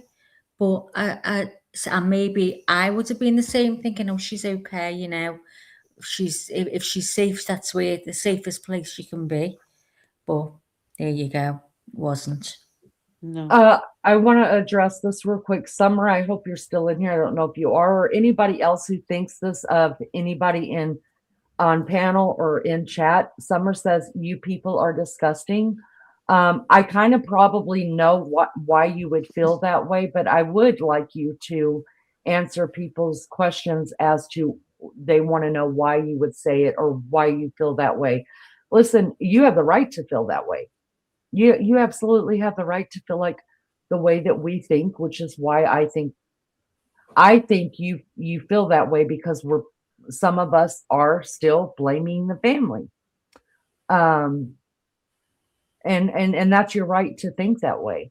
But it would be interesting to hear it from your own words in chat if you're still here, or anybody else that is in here. You don't have to believe like we believe. You could think. I mean, I wouldn't think you're disgusting if you thought whatever it is you're thinking happened to this woman. I don't think it's disgusting because it's not out of the realm of possibility. Anything at this point besides Donald Trump being involved, I'm not entertaining that, and the aliens, I'm not entertaining that. In my mind, is not out of the realm of possibility. So I'm willing to entertain anything that you say or why you believe that we're disgusting. I mean, at least you didn't come me a fucking bitch. So on to that. All right. Thumbs up. Justice Jane says that the Guthries are a tight-knit family is what I see. I dig it. I do have to go back to Lizzo's point, though, because when Maggie was talking about the security, it automatically, I'm pinging back to what Liz says. And so Maggie couldn't understand why there's not, and a lot of people in chat as well can't understand why the security, there's virtually no security on this house, especially no security to according to the standards by which these people live. She has a very famous daughter who has a job that could be considered controversial, right? I mean, we're talking about it here, her controversial job. You would think that at least some kind of better measurements. And then I thought what Lizzo said was, why did Cameron, the first thing you come out and say is, oh, it must be a kidnapping for hire. And then Savannah asked him, is it because of me? And he said, I'm sorry, sweetheart, to tell you this, but probably. Well, if you're that, and I defended him, right? That he has a military mind. He's a man. He's going to think differently than what we think. But now I'm bounced back to Liz, and wouldn't Cameron be calling, being the man of the family and worried about us? Would Cameron be calling and saying, what kind of security we got going on at Mom's? You guys made sure that the security cameras have been checked at least once a year. Did that happen? I don't know, because she could have had the best security. And all we know is the perpetrators went in there and did some kind of black magic that I don't know about and turn it all off. But I mean, if the family, listen, I knew, and I wasn't the perfect daughter. I'm not the perfect person. Make a lot of mistakes. And if I'm wrong about this case, I will be the first one to fire this up and tell you guys I was completely wrong and publicly apologize. And if I could get on the freaking news and on the Today Show, I would do the same thing and apologize to Savannah face to face, because that's the type of person I am. I never come from behind. I'm always in your face. You can bet that. But my question is, if the family was so close, why even for 6 hours was there no security on their mother?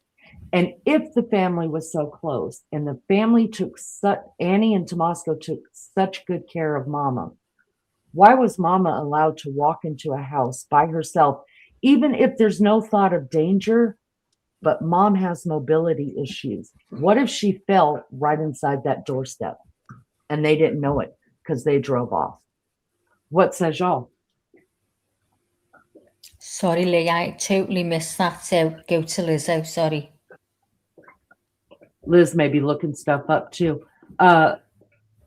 Lord Dandy says, please, can I ask Leanie what happened so far? Obviously something happened. I'm still not sure what we know.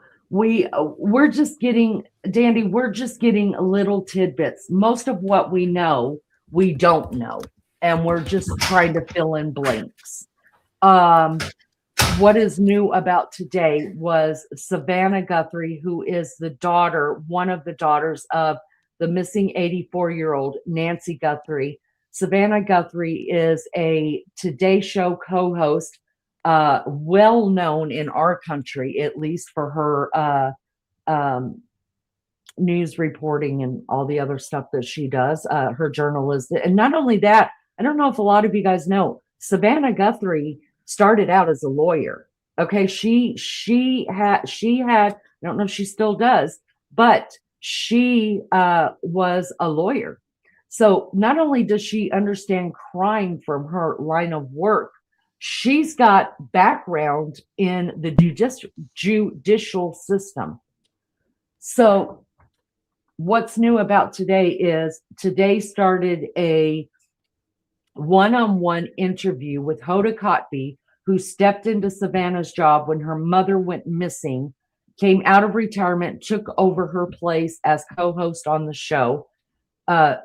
Today and tomorrow, they are airing a one-on-one interview with Savannah, and that's what we're covering is the one-on-one interview. We have gleaned a little bit. We've been given little tidbits, like exactly what she was wearing when she left the house, what she wasn't wearing when she left the house. We weren't sure.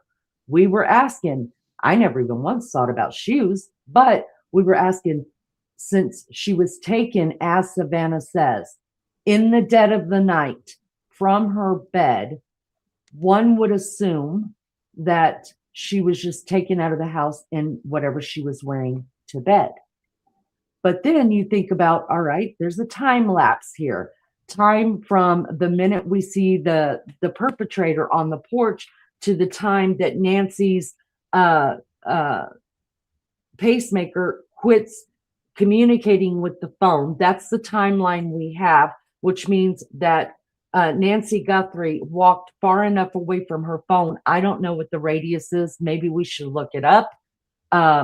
So that was quite a few, what was it, 40 something minutes, you guys? Lizzo, Maggie, I can't remember.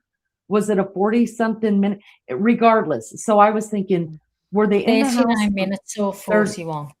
Okay, 39 minutes. So did they allow Nancy to get up, get dressed into some warmer clothes? Because do you remember in Arizona, for Arizonians, for people that live out west, it was cold that night. For us that live in the east that are used to ice weather, we would have been perfectly fine in our shorts. So we were always asking, I wonder if they let her actually get dressed. No. Savannah did tell us right there. She left in her pajamas with no shoes on.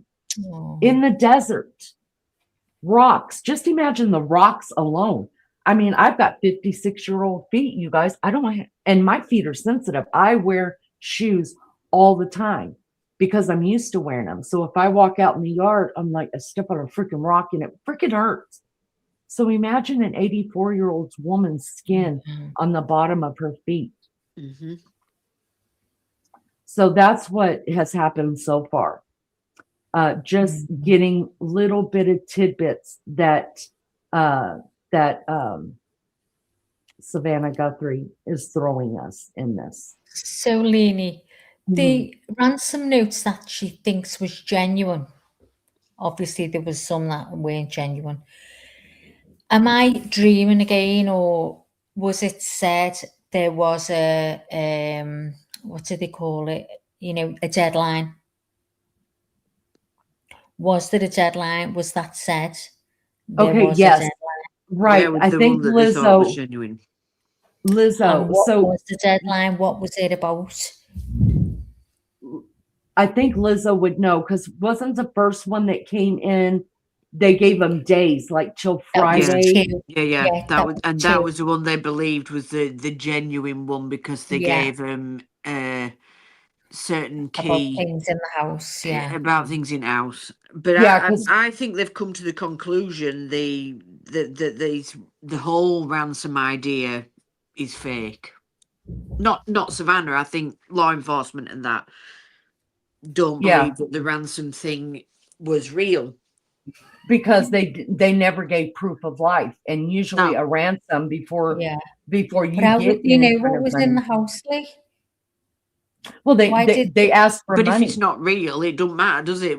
You know, if it could have been anybody that sent them, you know, who knows? Right. So I mean, Mary Jane Joe says, so, and I do remember this, and I'm sure y'all remember on panel, that the first ransom note came through and they had so many days, and we haven't been told any consequences. There's always a consequence. Always. So we believed that the consequence, if the first deadline wasn't met, that they had another few days, but they would get her body back dead. But they would still need to pay money for it. Is that what it was? That's what we believed happened. Like the first ransom was, you can have your mom back alive, put this much money into Bitcoin. When that deadline ended, there was another ransom note that came in. They didn't tell us the consequences, but I believe that it was, we'll bring you your mom back, but she's going to be dead if you give us this amount of money. Then the money thing changed. Remember, it wasn't Bitcoin anymore. It was something else after that, like a whole nother account, I think is when that happened. Maybe that was later. And then after that, we started definitely getting the bullshit ransom shit that people were just jumping on the bandwagon to. But I don't believe the ransom. What would you need? Listen, if you're going, what else? If you're going in to just abduct somebody for ransom, you don't need a backpack.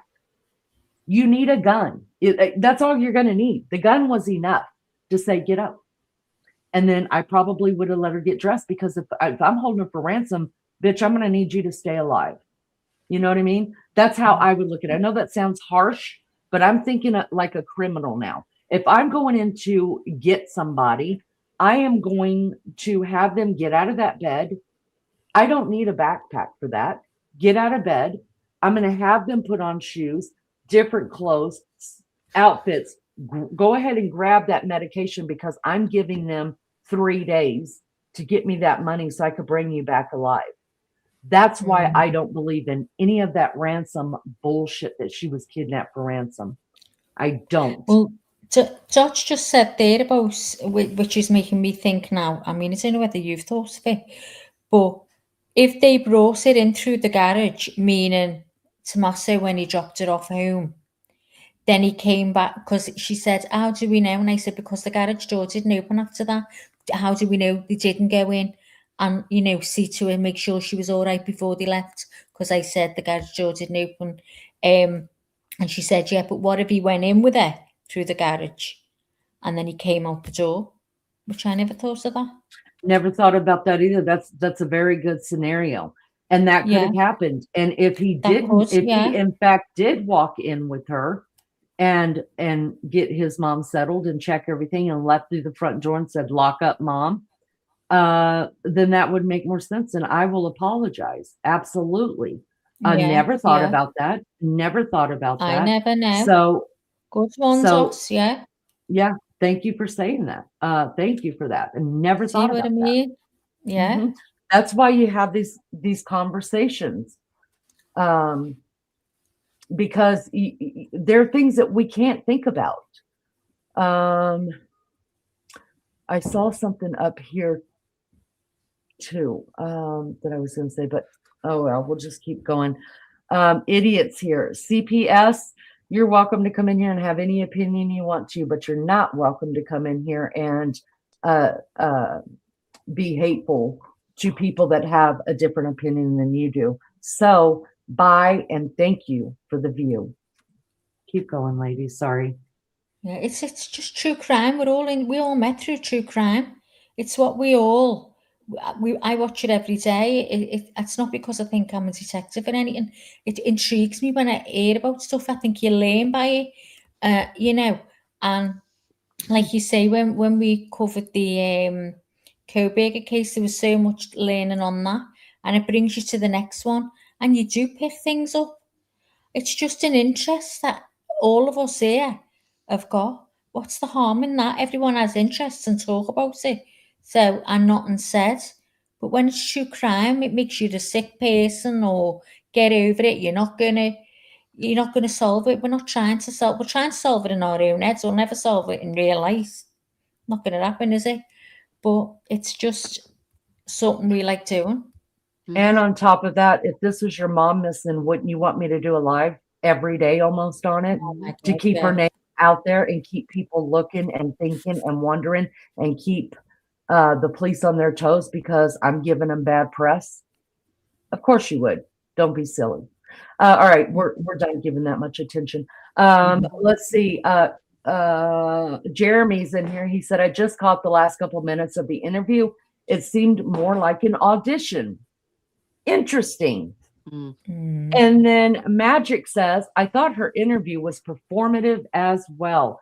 It seemed like bad acting. Yeah.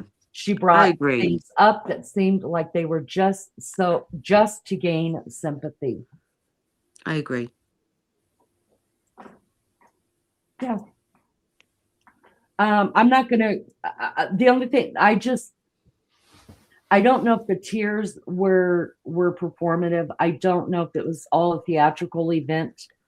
But I do have a problem with what I know Savannah Guthrie has covered.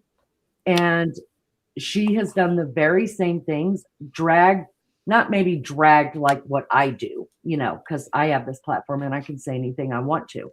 And she has to follow guidelines of TV and their show and stuff like that. But she has been very guilty of covering crimes and blaming family members because that's how investigations work. You start from inside the house and work your way out. The first people are always the family members. And I'm sorry, I don't give a damn. Come in here and tell me all day long about how the sheriff has cleared the Nancy's children and their spouses. I don't give a flying fuck what he cleared, because every one of us know nobody is cleared until you're not, and until they're pretty much they already kind of know who it is, and you've got a solid alibi. Well, when you and your husband are your alibis, are your own alibis, that's not an alibi. Savannah, yeah, I could see him clearing her. She was all the way over there in New York. Maybe she had been to work that. Maybe her alibi checks out. Maybe Cameron's alibi checks out. He was a pilot. He works. Blah blah blah. All that's there. But what about her ex-husband? Yeah. What about her ex-husband? Because apparently, something like 10 days before Nancy went missing, she did a hit piece on him. And it wasn't nice, the stuff she was saying. Who's to say he didn't have some sort of a grudge and thought, right, I'm going to show you. She's got the career he wanted that he never really got. She got the big job and the limelight, and he got Al Jazeera. Who knows? I like what Mike says here, and I think we'll all on panel agree to this one.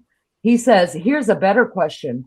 If they were at Luke Daly's mother's house, the FBI, the FBI a month and a half ago, can we take suspicion off him yet? Hell no. Nope. Hell no. No and no and no. No. And the other thing is, I've said this from day one and always will continue to say it. The police and any law enforcement and anybody else, you, me, and everybody, are allowed to lie. And the police are too, even when they're interrogating you. The only time they cannot lie is when they're signing on the dotted line, when they're not supposed to lie. I'm not saying that they all don't lie, or that some may not lie. But when we're not supposed to lie is on a dotted line or in a court, when we're on the stand. Other than that, the police can tell us all day long, listen, police don't act on a suspicion and go and SWAT someone's house like that. So much so, the suspicion, and that's what Nano said, right? He said, oh, that was nothing, guys. Don't pay attention to the man behind the curtain, because that was we were just looking into a tip that we got. No, tips aren't run with the FBI doing a SWAT on a house And not only doing that, but putting all of the media on a wild goose chase to get him out of the neighborhood so they could properly SWAT this house without the people in it knowing about it. Sorry, I'm just not buying that one. So absolutely not. Luke, no. I think it was all an involvement. Princess TNA says, burglary gone wrong, ? Maggie, Lizzo? No. I don't believe it was ever a burglary. Maggie?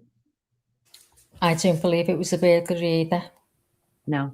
If it was, for me, if this was a burglary gone wrong, you don't bring in a backpack that's already full. You bring in something that you could carry shit out in that has nothing in it. It did make me think when it was said. I thought, well, yeah, but then you think about the backpack and them saying nothing was taken. So, and see, just because they say nothing was taken, to me that doesn't mean. Oh, I know. Like you say, the police do lie. Yeah. I get that, but no, I don't believe. But now with the door propped open, I'm still going to go back to that. Why was that door propped open? Makes no sense. I think maybe it was just open. They've come in and kept it open. Maybe that's the way they thought they were going to take it out.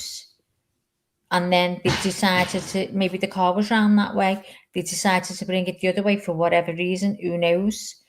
Maybe it was left open for them to make a quick getaway over the back wall if anyone did come. Because that was more remote over there, wasn't it? If they just ran that way. So I think maybe that could have been the reason. I don't know. Okay. Magic says there are probably some psychological reasons why she seems to put the blame on herself. It generally makes the public less suspicious and gains sympathy. True, I didn't think about that either. Chicken says it's all been strange from the start. Savannah has done nothing but be all weird as hell.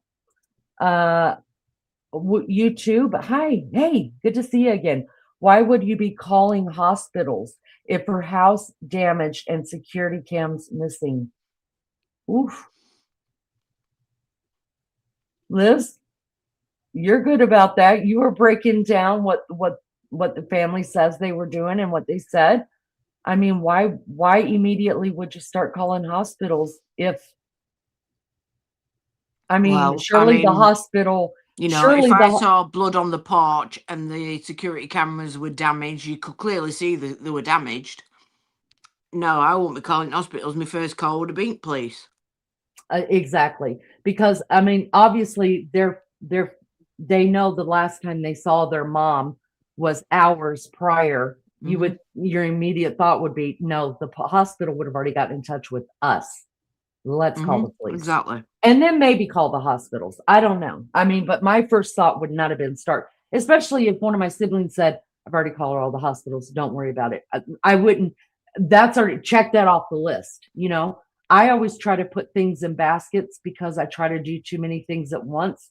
So, and I mentally carry a basket, and if somebody brings something else to me, I'm just like, no, I can't deal with that right now. Let me do this, and then I'll pick up that basket, set it over there. It's the only way I can mentally process things. At the end of the day, there's 3 of them in Tommaso, so let's face it, there's enough of them there. Delegate. One of you start phoning hospitals, I'll phone police.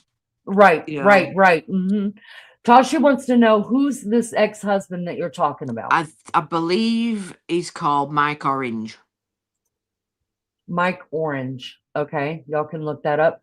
Mike says, what my question is, the FBI and the purpose of the warrant. They wouldn't tell us.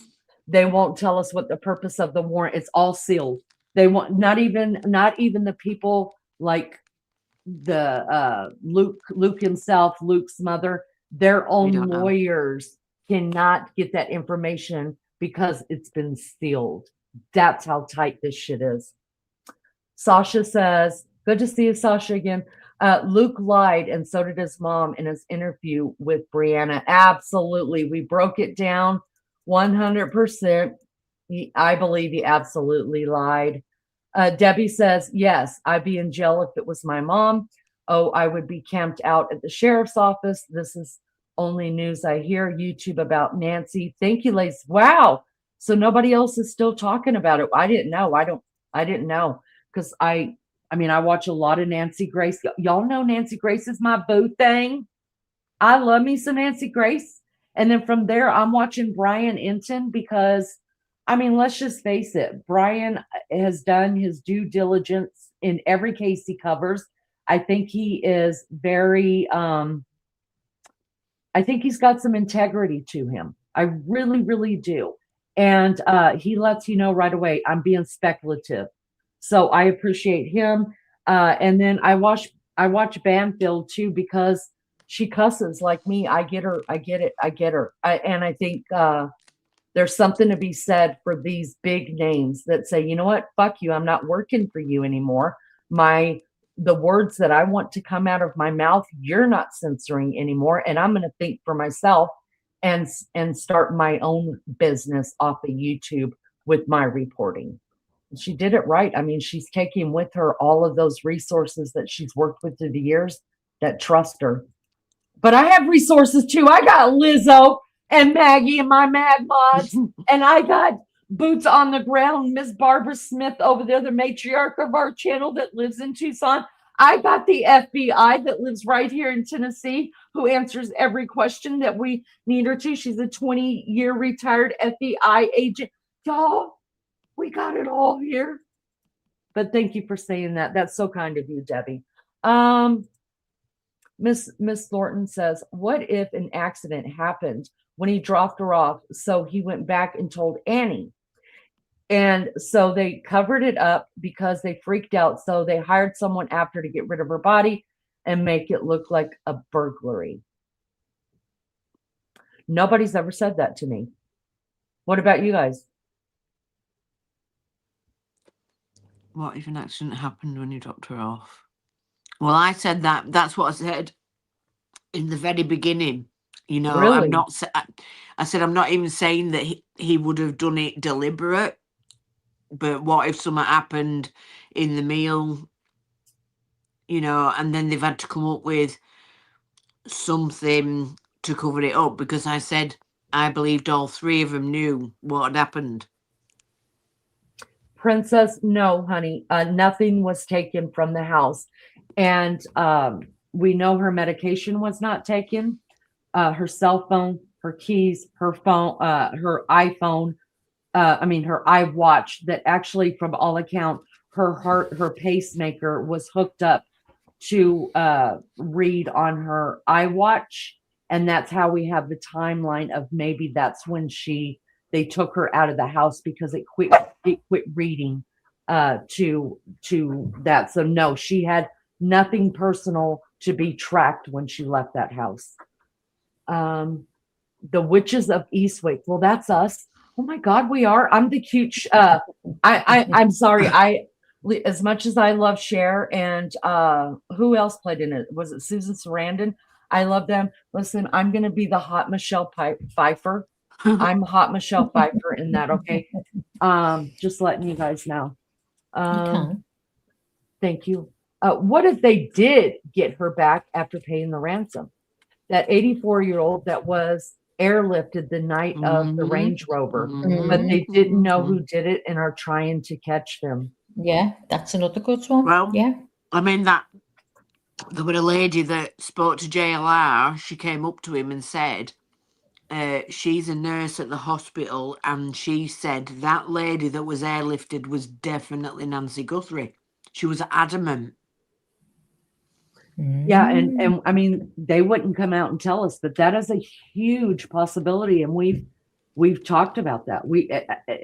That would, in that scenario, if we go down the road with the scenario that she's already been found and she's in a morgue somewhere and they're trying to build a case, then that would make it why they didn't do any searches, and that the police are saying, deterring the searches and trying to get the the media, YouTube media, all the media out of there. That scenario answers the question of why those things aren't being done. Go ahead, Maggie.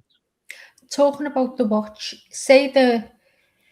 obviously it's a watch that you'd have to charge.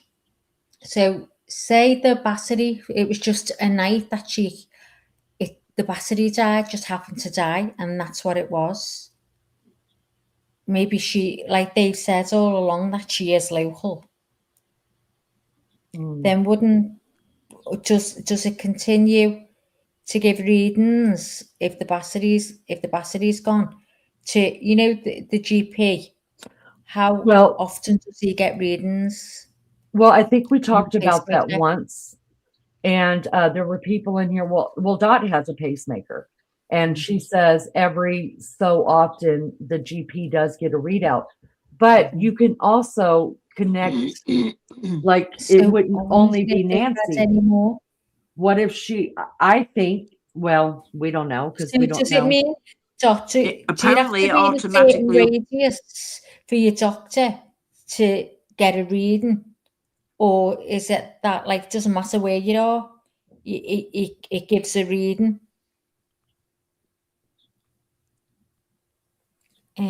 Sorry, apparently it automatically updates every 24 hours.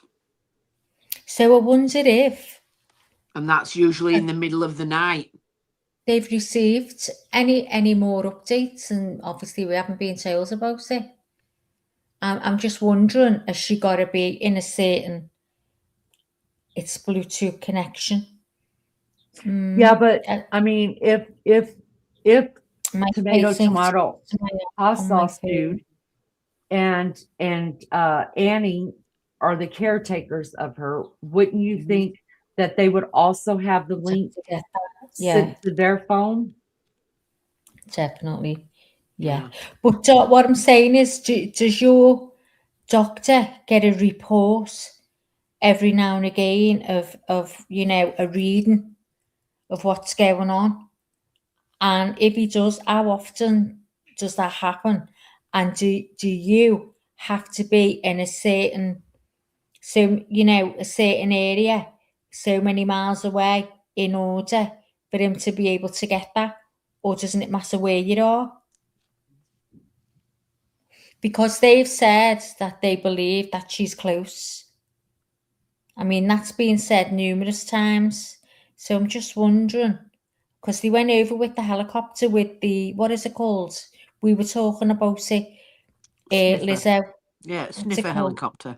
Yeah, and that didn't pick anything up, and that would, wouldn't it? Yeah. But would that even be picked up if she is buried? That's a good question. I'm just thinking, if she is somewhere close to home buried, would it pick it up? Let me look that up. That's a good question, because we did entertain the thought, and we had to look it up and do some research, that how long the pacemaker would continue to work. And many people out of the medical field came out and said, even if it's a dead body, the pacemaker will continue to work until the battery dies, and they have a long life of years. So if it is covered up with all the, and we know dirt is heavy, we pick up the bags to do our gardening. Imagine if she was buried, all the dirt on top of her, how would it still connect to something? What's it called again? The helicopter, the sniffer, what? Sniffer. Just a sniffer, that's it. Yeah. Okay, I'm just looking it up. Dot says, if her cardiologist is not monitoring hers, if she has a problem, she has to send in an actual report. Their office gets a report once a month. In order for my phone app to keep getting a reading, it has to be within about 10 feet. Okay. Thank you for that. But let's say she died, he would get a report, wouldn't he? The cardiologist. I mean, I would have thought that even the family, if they're hooked up and getting, the same thing that she's getting on her readings on her iWatch, that they would know too, but that the heart stopped. Yeah, it wouldn't be able to shock it anymore. So, surely they would get some sort of a notification of that. Yeah. Jeremy says, so many possibilities. I hope it gets solved. I know. Princess wanted to know, can you ping a pacemaker? Well, so it's not so much pinging, but they have what's called a sniffer. And it can snip out, apparently, so many feet from a pacemaker. It's an electronic device, and they put it on the bottom of a helicopter, and they went around Nancy's house, and it didn't pick up any pacemaker. Now, did they go out far enough? We don't know what the perimeter was that they did or how long they were doing it. We don't have that information. But from what I understand, there's only one way if the pacemaker is missing, i.e. in a body or, God forbid, somewhere else, that the only thing that can find it is what's called a sniffer. I've got this if you want me to read it, Lee. Yes, please. So it says, yes, an electronic signal sniffer or a high sensitivity metal detector can detect a pacemaker implanted in a body, even if the person is deceased and buried. In recent cases in 2026, law enforcement has used specialized Bluetooth sniffers mounted on helicopters to fly low over terrain, aiming to detect the low-energy Bluetooth signals emitted by modern pacemakers, which continue to function for a time after death. Modern pacemakers, often called cardiac implantable electronic devices, or CIEDs, use Bluetooth low energy to transmit diagnostic data to smartphones or home monitors, emitting signals every few minutes. A pacemaker does not stop immediately upon death. It can continue to emit signals until its battery dies, which can take several years. While signal sniffers detect Bluetooth transmissions, handheld metal detectors are also highly effective at detecting the metallic casing of a pacemaker in a deceased person, showing 100% sensitivity in studies. The technology generally requires the sniffer to be relatively close to the device, typically within a range of 20 to 40 feet, though amplification can increase this and flying slowly. The signal can also be affected by depth of burial or environmental shielding, but in open, shallow desert environments, it is a plausible investigative tool. While a pacemaker doesn't have GPS detecting the signal, can narrow down a search area to a specific location. So basically, in answer to that, if she's buried, then no, they would struggle to get it. It can pick it up. They can, depending on how deep.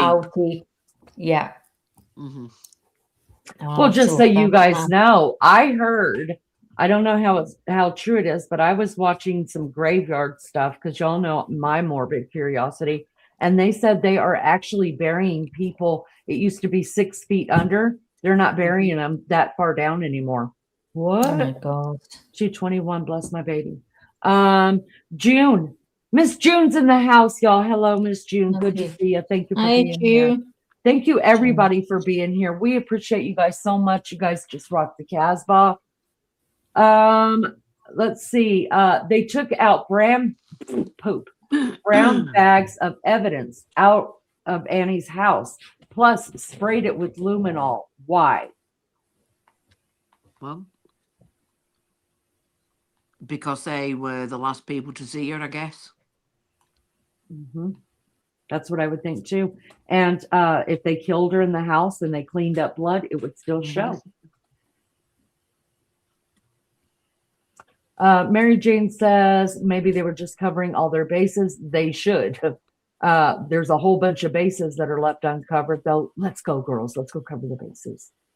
Yeah, because remember, they didn't right away have video footage saying for sure that tomato hot sauce dude actually brought his mom home, right?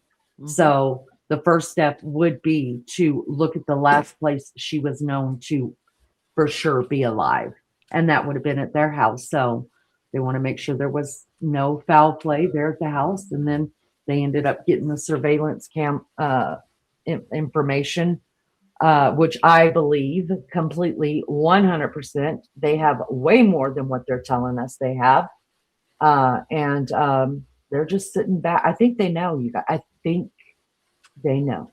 I think they know who did it. Now, I did watch a documentary on two different, you guys can Google it yourself. I watched a documentary on two different crimes that happened here recently where they actually tried a man for the murder of his wife without a body. And then the other one, they were fixing to go to court and try him with another man.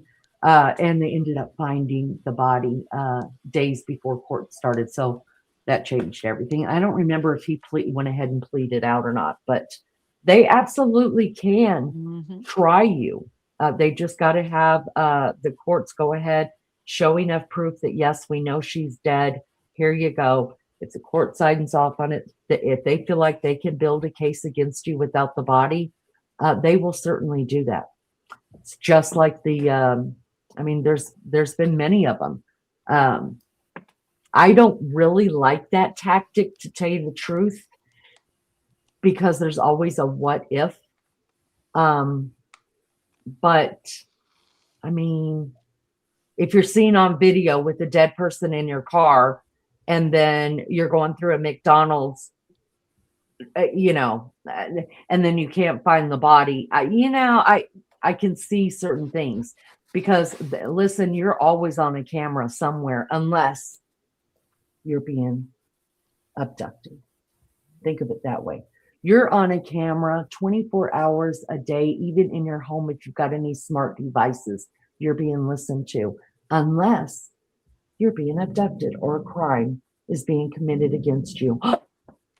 What's happening there? I'm being a total conspiracy theorist right now, y'all.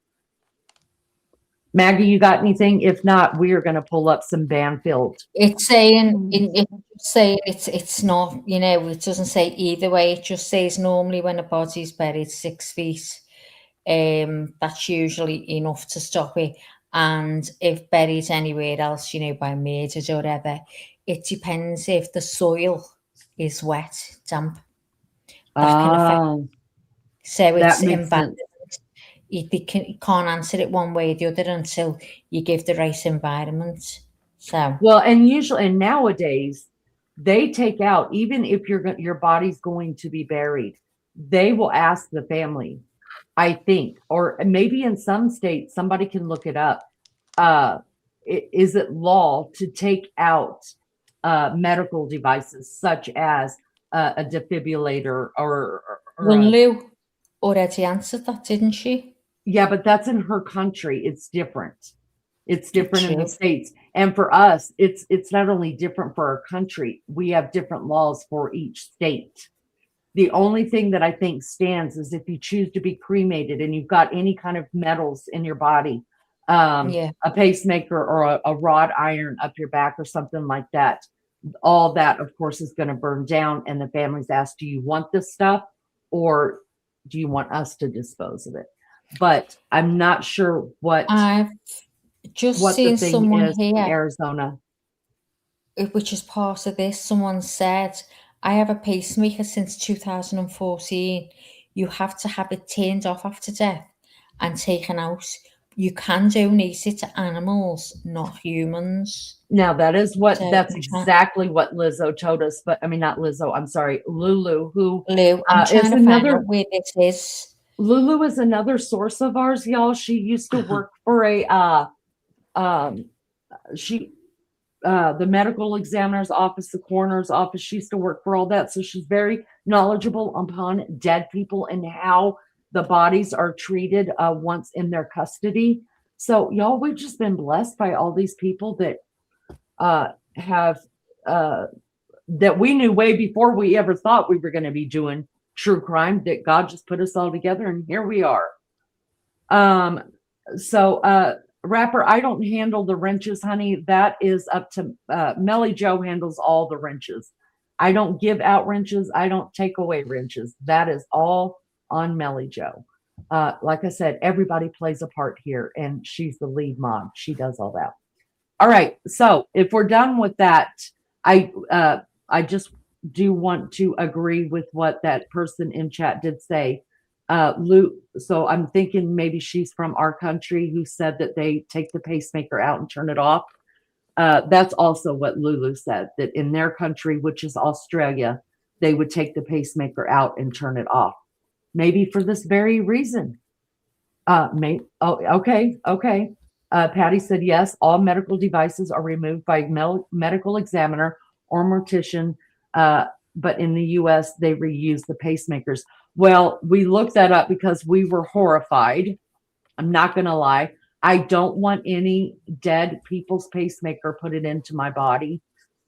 The thought just is like, to me. But I guess if it's going to save my life for a little while, I guess I'll take it.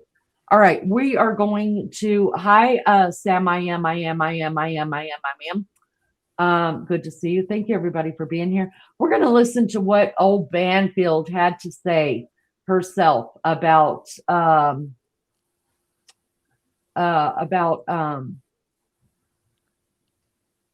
clues that came out of the Savannah Guthrie interview. Sorry, I'm drawing a blank here. And then she says her police source reveals an inside detail. This was, if somebody could put in chat our disclaimer, Maggie, if you will run it across the stream, read it out for me while I figure this out with her. Thank you guys so much for being here. Go ahead. Fair Use Disclaimer Copyright Act of 1976 gives fair use of allowance for this content to be used for purpose of criticism, comment, news reporting, teaching, scholarship, and research. All right. Thank you so much. YouTube, we're running it across our screen and we're also dropping it in chat. Do not come for us. We're doing everything we can right here, y'all. We only push a little bit, but we don't push back the whole way. All right. This was dropped just 3 hours ago. Our sources and Ashley Banfield dropped dead serious. Y'all, I really love me some Ashley. I think me and her could hang for at least a little while. And then I'd be like, I'm tired of the small talk, Nancy. I mean, Ashley, give me some gruesome details. But I'm telling you what, Nancy Grace, I would follow her like a fucking puppy for the rest of my life if she would allow me to. I think she's so interesting because I'd love to say if she brought up her twins one time to me, I'd be like, Nancy, if you mentioned your twins one more time, this is going to become a crime scene. We know about the twins, Nance. We got it. Shut the hell up. But I think she's brilliant. She's my boo thing, and I love her so much. All right, let's put this on the screen. Let's hear from Ashley Banfield. All right, can we see it?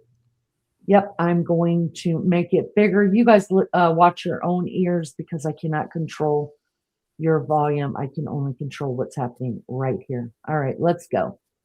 And this is drop dead serious. Big news today in the Nancy Guthrie case. It's day, 54. Every time I see the numbers go up like this, I still can't believe how long this has been. But a lot has happened that I want to bring to you. Number one, Savannah Guthrie has spoken for the first time openly about a lot of details, not just about how this has affected her, how it's affected her family, but she's also released details about the investigation and what happened inside that house that we had not heard before. And some that actually confirmed things that I reported to you on day 3. So I'm going to play for you the information that Savannah has released in her interview on the Today Show with Hoda Kotb. And also, I've learned some information as well from my sources in the investigation about the progress or lack thereof, specifics about that. And in a moment, you're also going to hear from an investigator who perhaps might be the leading authority on cases that are real difficult to solve. Like the case that he was instrumental in solving took up to 4 decades to solve. So Paul Holes, famous Costa Contra investigator, he is going to join me in just a moment and talk about when a case atrophies and how they draw down on the investigators, the staffing, the resources, and all the rest. Like, what's the actual metric they use to start pulling everything away? Because right now we know there's a task force, right? It used to be 400 investigators, right? Now we know it is task force, and it may be only a dozen or so. That's FBI and Pima County Sheriff's Department investigators. So he's really, really knowledgeable about that, especially with the information that I just learned from my source about where this investigation stands now. So let me just get right to it with some of the news that Savannah Guthrie made when she did her interview on the Today Show this morning. And again, it is March 26th. It's Thursday. So Hoda got right to it and talked about how she learned that her mom was missing. Like what were the steps that she went through to find out what had happened and arrive down in Arizona and meet up with her siblings for the first time. And what you're about to hear is not only that information, but also listen very carefully in Savannah's answer, because she gives a detail about the back doors of the house. And I need to tell you that a couple days ago, I did an episode on information that I got from my sources, law enforcement sources, saying that the Guthrie kids had told the police that Mrs. Guthrie routinely left her back doors, plural, open, unlocked. And we did the best we could to look with every image we could at the back of Mrs. Guthrie's house, and we could only identify 2 back doors. But since that episode, Gray Hughes, who also helped me to identify this, was able to identify a 3rd door that you just cannot see. All I'm going to say is called it. Called it. I've been saying there are 3 back doors back there, and I've never seen the other one, but it only makes sense. Listen, I'm going to toot my own horn, toot, toot. It's a 3rd back door that actually goes into the kitchen. It's so easy to become a podcaster with Riverside. First, go to Riverside and open an account. When you're ready to. I was just on Ashley Banfield's show yesterday, and a recording, and she put out a video, and we were discussing where the doors are, and then she apparently uncovered an image today where it shows, I think it's Savannah Guthrie inside the home. And here's that picture right here. Now, when you look at this, you see this kitchen over here, and then there's a window kind of high up here. And there's the undercovered area. And the way you're looking at it in that kitchen is about like this. So that means that the kitchen sink and everything is right under here. And then that door is right there. Now, we haven't seen any pictures where we see a door right there until just recently. I just happened to be looking at it after Ashley sent me that image. I thought, well, heck, we got to go see if we can verify whether or not that door is in that position. So if we take a look at this video right here, this is one that was put out, looks like on Forbes, CNN video.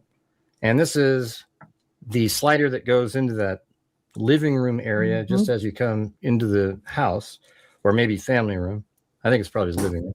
So that's a slider that goes in there, and there's sort of a long entryway down to the arch. Now, to the left here, where they're about to go into, that's likely Nancy Guthrie's bedroom slider. So this is on that little sort of secluded patio. And there you see it right there. There is the bedroom slider. Now, let me continue forward around the house here. And then this guy right here comes walking out from under here.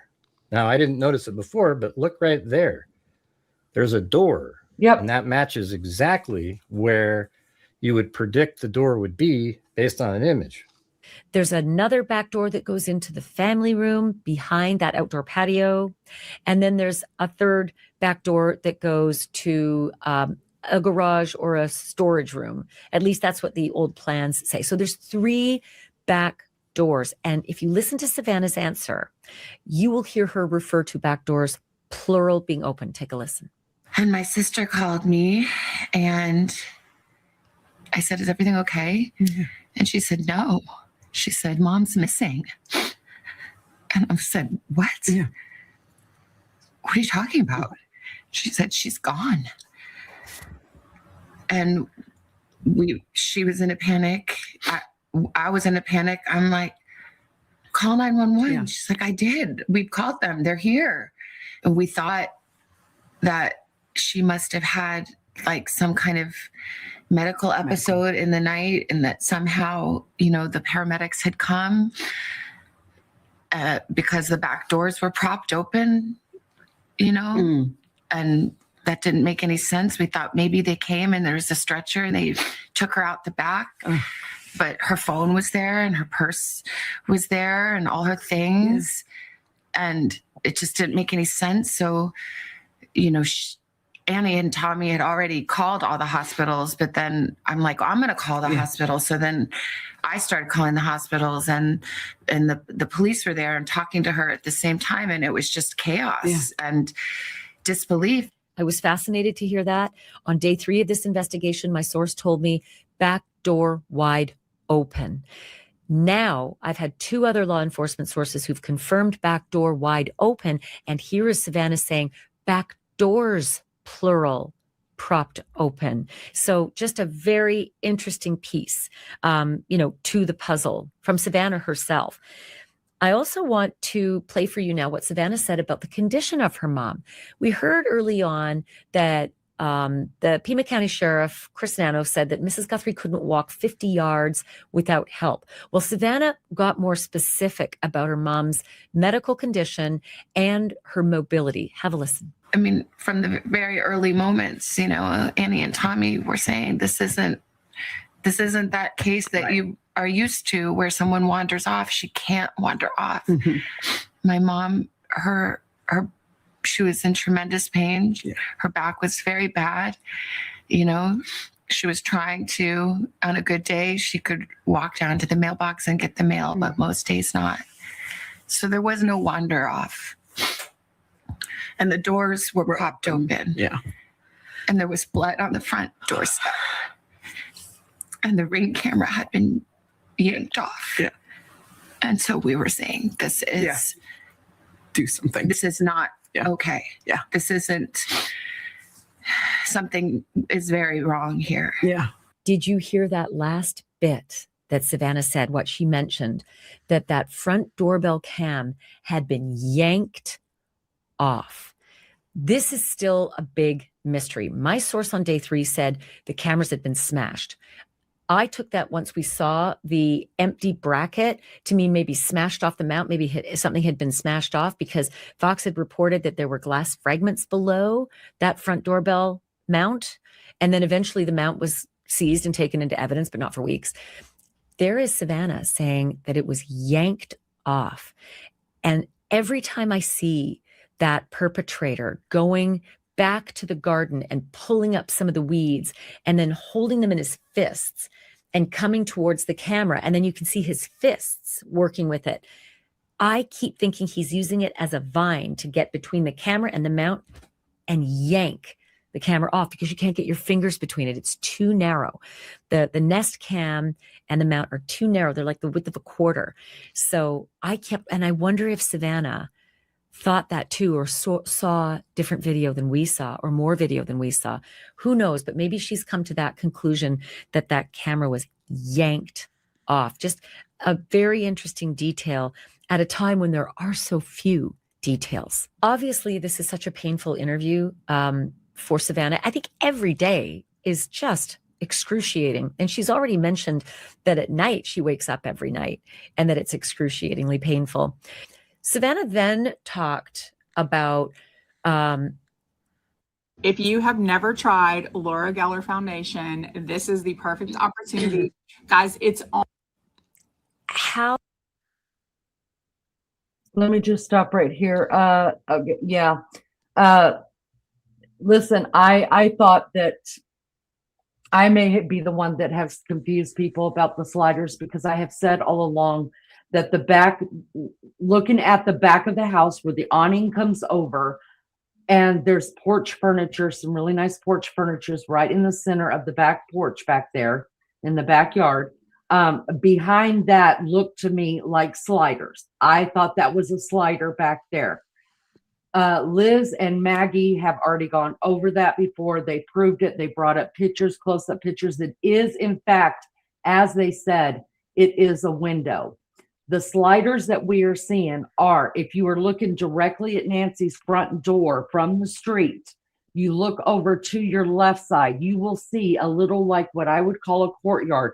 It's got about a 3-foot tall bricked fence around it. It doesn't have a gate to get in and out. To get in and out, you'd have to jump it. It has 2 slider doors there. The side one goes into, thank you so much, Maggie. The side one that is showing you on your right side right here, that goes into her living room. The one that's opened up right here on the left side, that goes into the master bedroom. These are the only 2 sliders on this main house. Now, there are 3 more sliders, or 2 more sliders on the guest house. One is as you pull up to the house via the driveway. You're going up the driveway. The guest house is right in front of you. You will see sliders. That is to the guest, pool house, casita, whatever you want to call it. If you go around into the gate through the backyard and go up the side of the guest house, there is another set of sliders there. So in total, thank you, Maggie. In total, there are 4 sliders on the whole property, and those are it. The 3 back doors that they're talking about is obviously the blue one you could see. That is the one that we saw investigators going in and out of constantly. That is a blue, it goes straight into the garage. This door, thank you, Maggie, for throwing this up. This is where they prove to you there's no sliders on the back. The blue door you see in the back is the one that's going into like a family area, if you will. What I thought to be a slider is behind the furniture, that window right there. You could clearly see the brick under the window, so that no longer is a slider. I thought it was. And then if you go to the opposite side of this porch area, we believe there's another blue door that's just not seen where this guy is walking out of. There's a blue door right underneath there. That is what Ashley Banfield and Gray Hughes believes, that there is another door there. And the picture that Gray did show, you could actually see a door there. So I hope that explains all of the doors. So I wouldn't think you would have to prop open the garage door, because I think we've seen them jump in and out of that thing, and it does stay open. But I guess for one or both of the other 2 that are on the back porch, maybe it is one of those that just automatically shuts behind you. All right, hope that clears that up, you guys. Let's keep listening. Oh, look, we've all asked the question, right? Why did this happen? Who took Mrs. Guthrie and why? Who wanted Nancy Guthrie and why? And many of us have wondered, is it because of her famous daughter, right? And early on, those ransom notes made us feel like this must have been why. You know, you're stealing her, and then you're sending this family ransom notes because maybe you know that Nancy Guthrie had a wealthy, famous daughter in television. And Savannah talks about that, and about how she had a conversation with her brother about that. And she steps into the portion about what we've all wondered, like how much guilt must she have felt? I'm using that word, she's not, but you can see in her pain how she is struggling with this. Take a look. I mean, my siblings are so amazing. My brother, you know, he spent his career in the military and worked in intelligence, and is a fighter pilot, and is brilliant. And he saw very clearly right away what this was. Yeah. And even on the phone, when I called him, he knew. He knew. And he said, I think she's been kidnapped for ransom. And I said, Yeah. what? Yeah. Well, why? What? And then, I mean, it sounds so like, how dumb could I be? But I didn't want to believe. I just said, do you think because of me?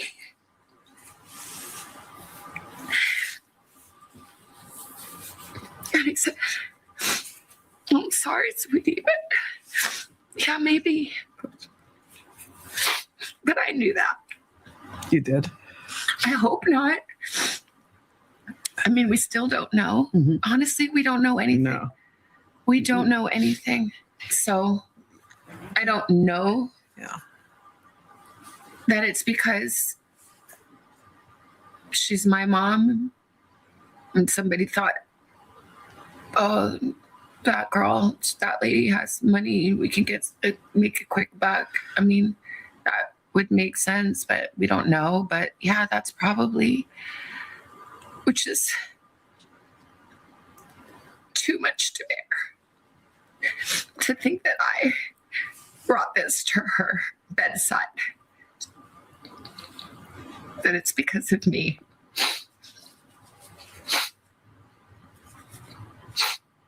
And I just say, I'm so sorry, Mommy. I'm so sorry. I'm sorry to my sister and my brother and my kids and my nephew and Tommy and my brother-in-law. I'm like, so sorry. I'm so sorry. If it is me, I'm so sorry. I'm so sorry. There's a million reasons why these mini Miracle Bombs sell out every year, and I'm going to give you a couple. Number one. One other detail that Savannah released today was in furtherance to what she mentioned in one of her Instagram posts, which was, my mom was taken from her bed in the dark of night. Now she's going further and giving details about what her mom was wearing when she was taken from that home. Take a listen. How is it possible that we are having to make a video speaking to a kidnapper who took an 84-year-old woman in the dead of night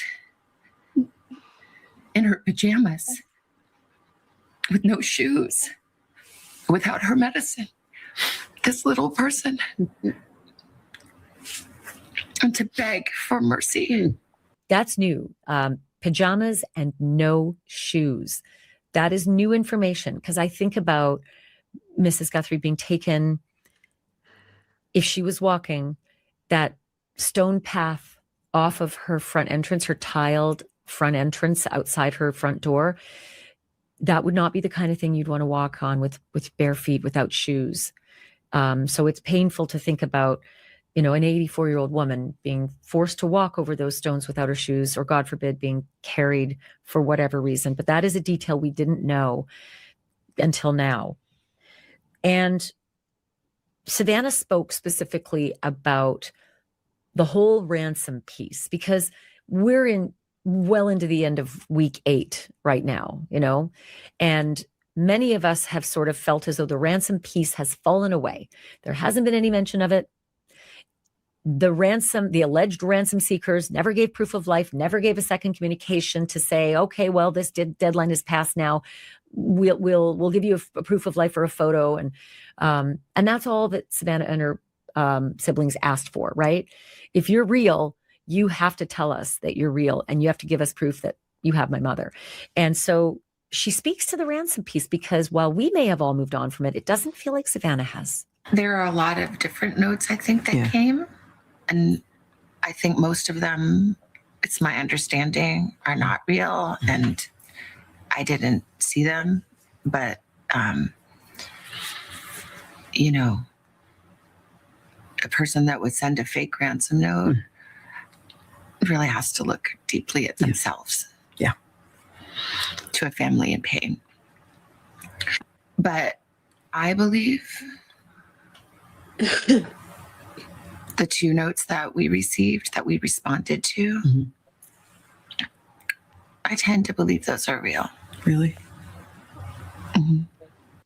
We've talked on this podcast, and many other people's podcasts have spoken about this, is when we got the ring cam video from the FBI showing that masked intruder at the front door.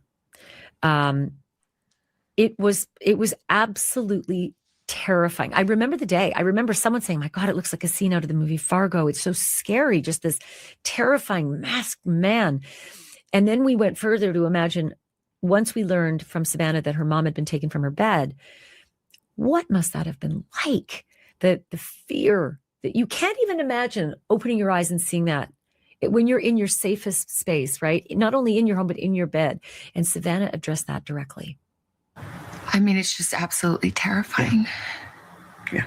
It's just totally terrifying.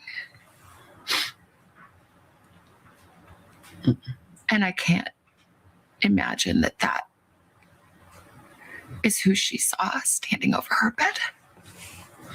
Yeah. I can't. It's too much. Yeah. Savannah made note about what could only be sort of thought of as the upside to at least having that video, right? We've got a suspect, at least some details, right? Some forensic details, something to put out to the public to get tips. That's a huge upside. But there was the other one where she said, early on, I had a source in the police who said that the investigators were focusing on her brother-in-law, right? And they towed her sister's car. They searched her sister's house. They photographed at night. They canvassed her sister's neighbor. And so a lot of the press went over to her sister and her brother-in-law's home. The investigation has to do that. Every investigation has to do that, right? But that was very difficult for Savannah. And she made a mention of how this image at least tamped down a lot of the speculation about her family. Have a listen. And I'm glad and grateful to the investigators and the technology companies that were able to find that video. To, I hope, at least with people of good heart and compassion, stop the irresponsible and cruel speculation that had started to swirl. Let's talk about that for a minute. I'm glad that people saw Yeah. what came to our door.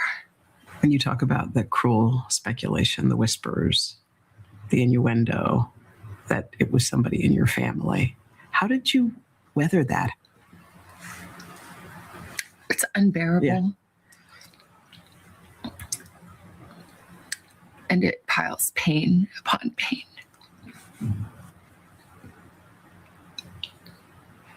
There are no words. There are no words. I don't understand. I'll never understand. And no one took better care of my mom than my sister and brother-in-law. And no one protected my mom more than my brother. 1/8 plus 1/8 equals 1/4. 1/2 is bigger than 1/3, and 1/3 is bigger than 1/4. 1/2 is the same as 2 1/4 or 3 1/6. This is the magnetic. Obviously, Savannah is a woman of faith, and she has made, many mentions of how her faith has been helping her. She's mentioned it in her Instagram posts. She has asked God for help. She has written a book about how faith has guided her in life. And she also told Hoda that the goodness and kindness of God is remarkable and an equal measure to my sorrow, meaning that balance of how horrible it's been and how wonderful God has been to her in all of this and helping get her through it. And to that end, Savannah also mentioned that God has spoken to her in all of this. And what she said really is profound in how Savannah has been processing this. Take a listen.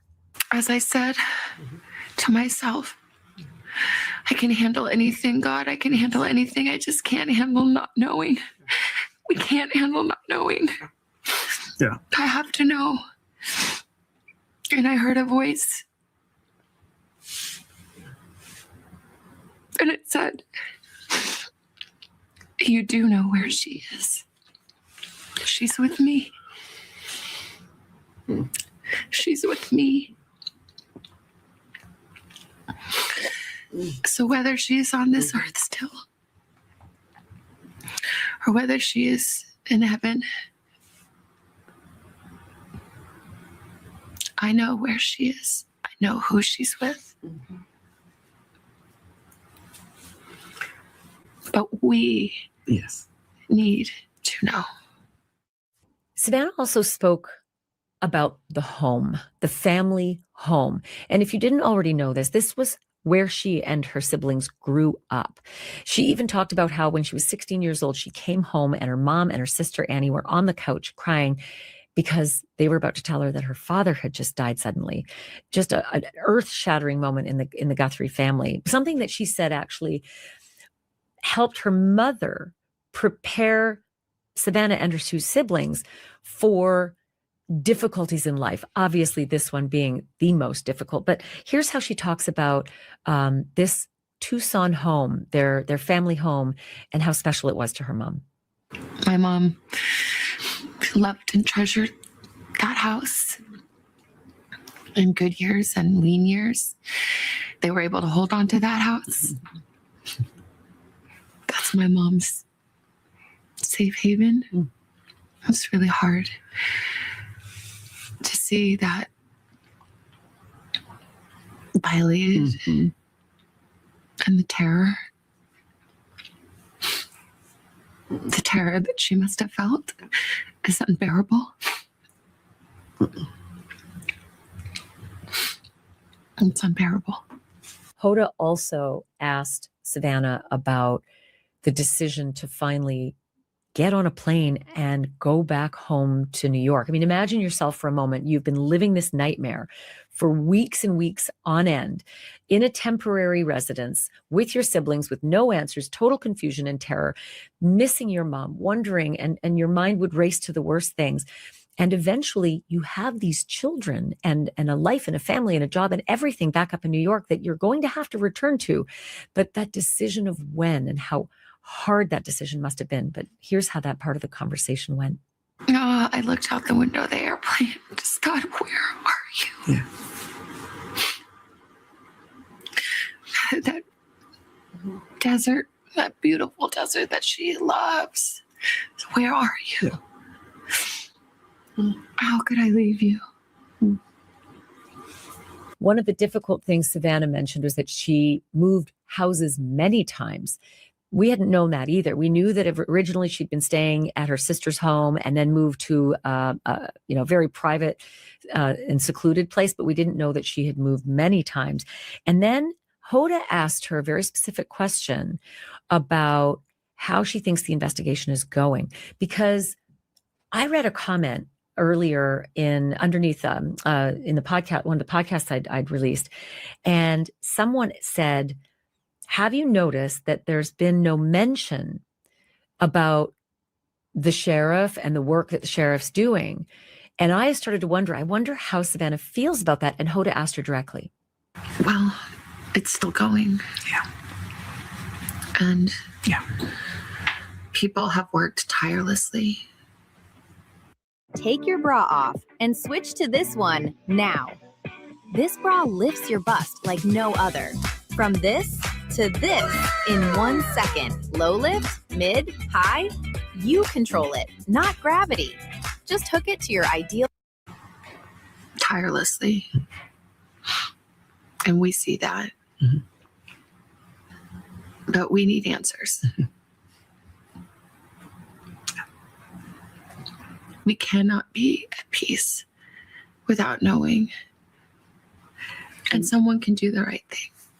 She definitely needs answers. More than any of us, Savannah and her family need these answers. But are they going to get them? And when?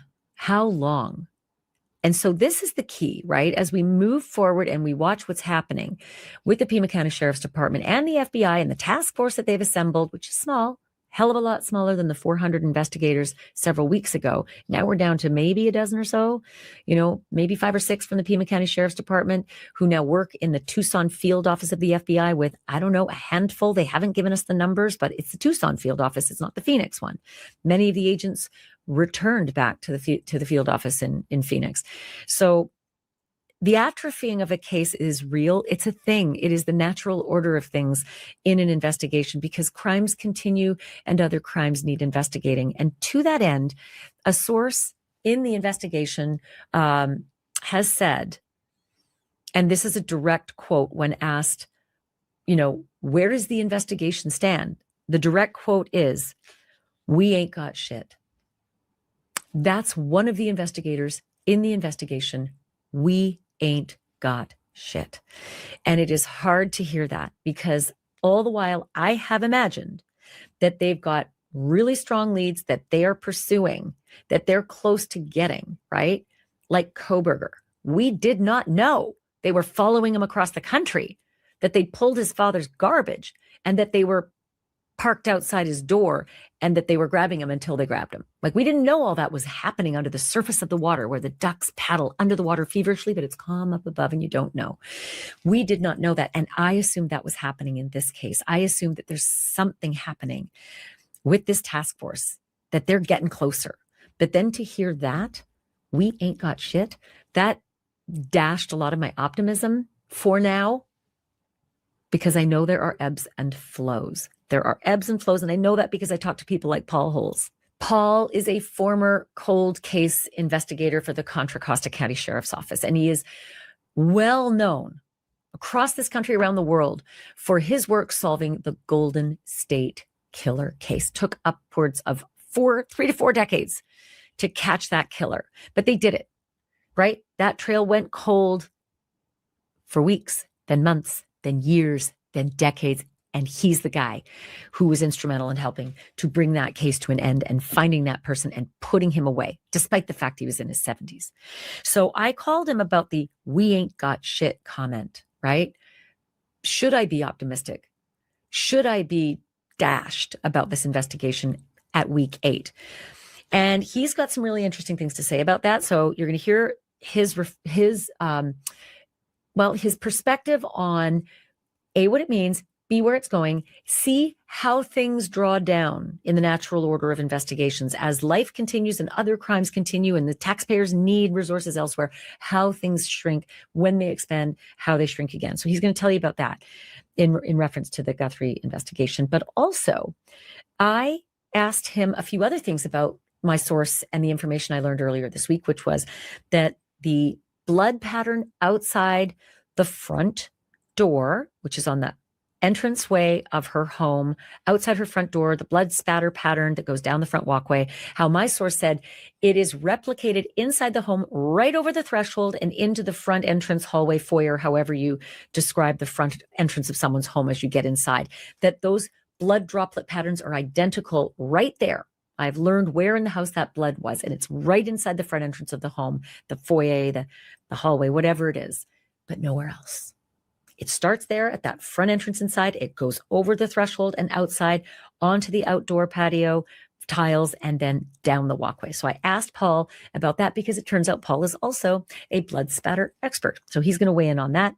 Then I also asked Paul before Savannah spoke about Savannah's words were, the back doors were propped open. She said it twice. Was she being colloquial with propped? Because 3 different law enforcement investigators and sources of mine have said back door wide open. There are 3. I know I said 2 in another podcast. We have since discovered a door you can't see in any of the pictures or video, but it's a door that goes into the kitchen sideways to the house. If you're looking from the backyard at the back of the house, it's a perpendicular door, so you cannot see it unless you were to look over at it, but it enters into the back patio where the patio furniture is in the backyard. And there are 3 doors. And she said back doors propped open. Did she mean left open or propped with something? And plural. She said it twice and said the plural doors twice. It was very interesting. I asked Paul Holes about this news that I had broken earlier this week, that the back doors had regularly been left unlocked by Mrs. Guthrie. This was just sort of a habit. She didn't always lock those back doors, plural.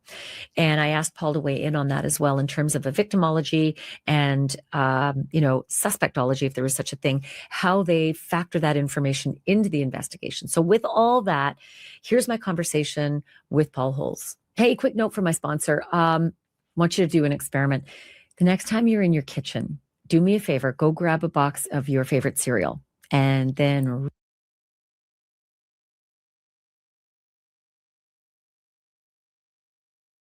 sourcing one of the.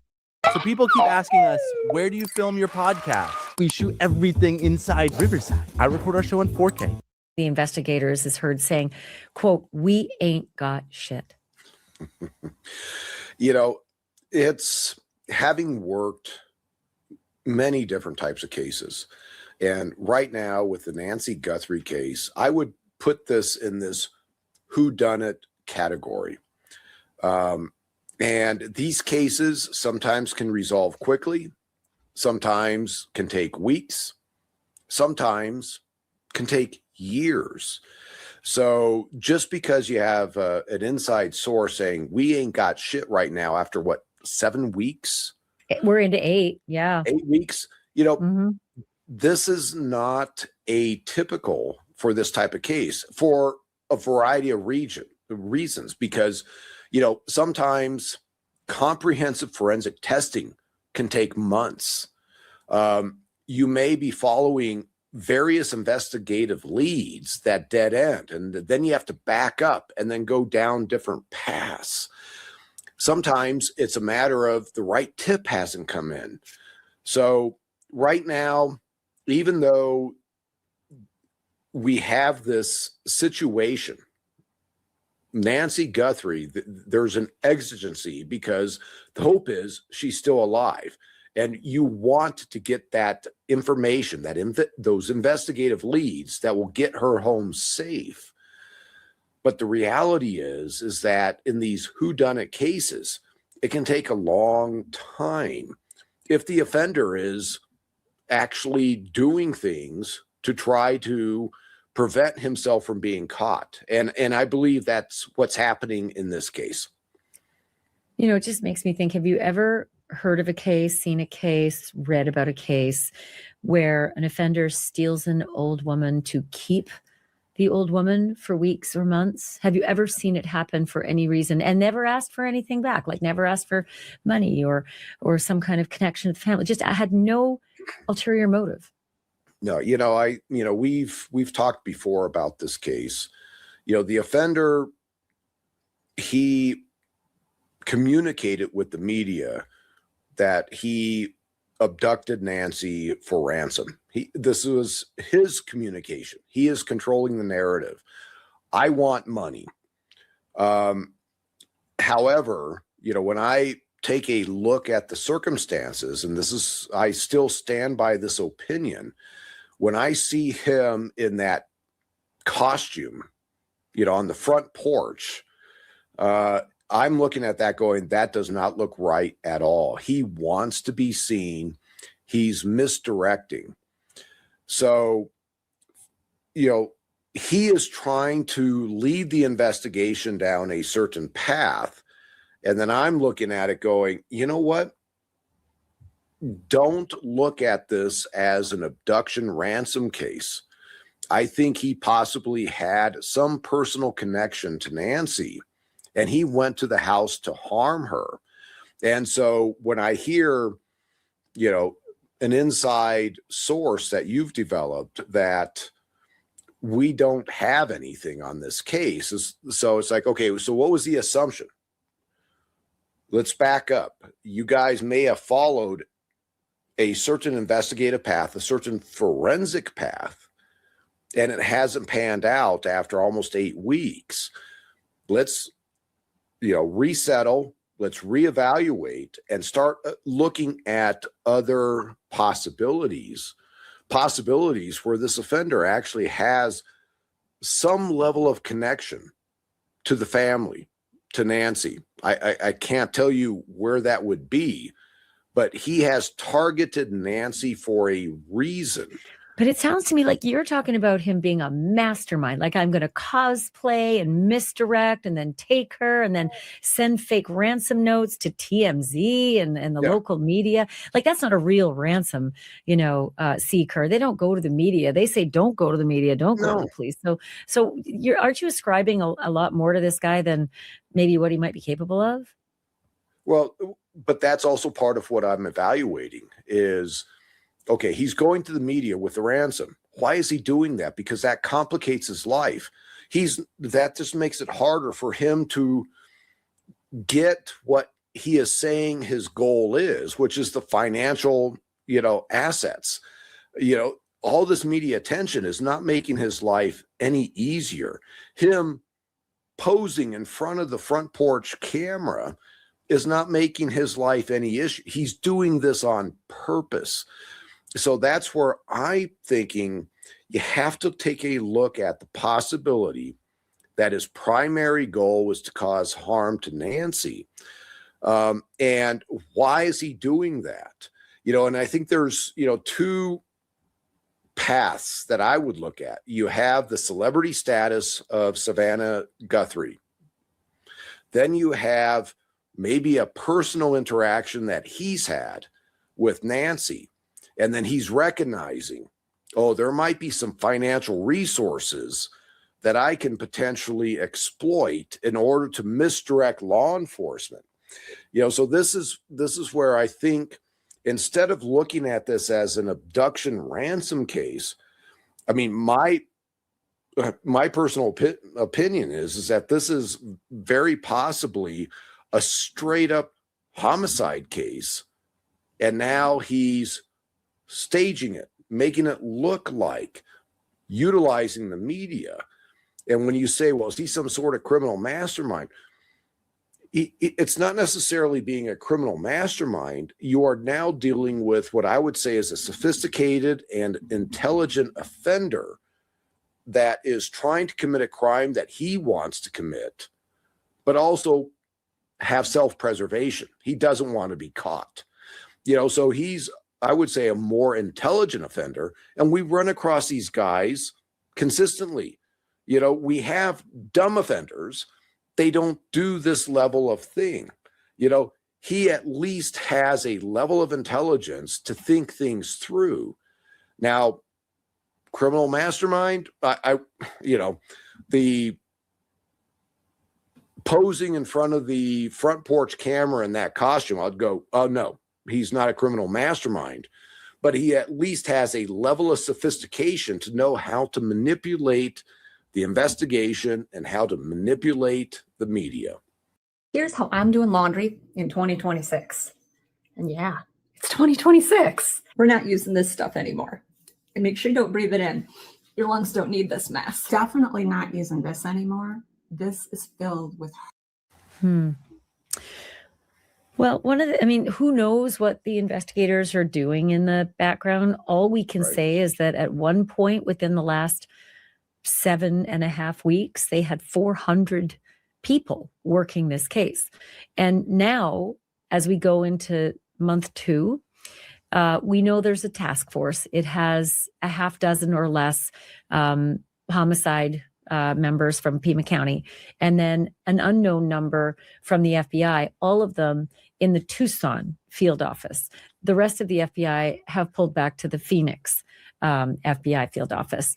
And so that tells me that it ain't 400, right? Right.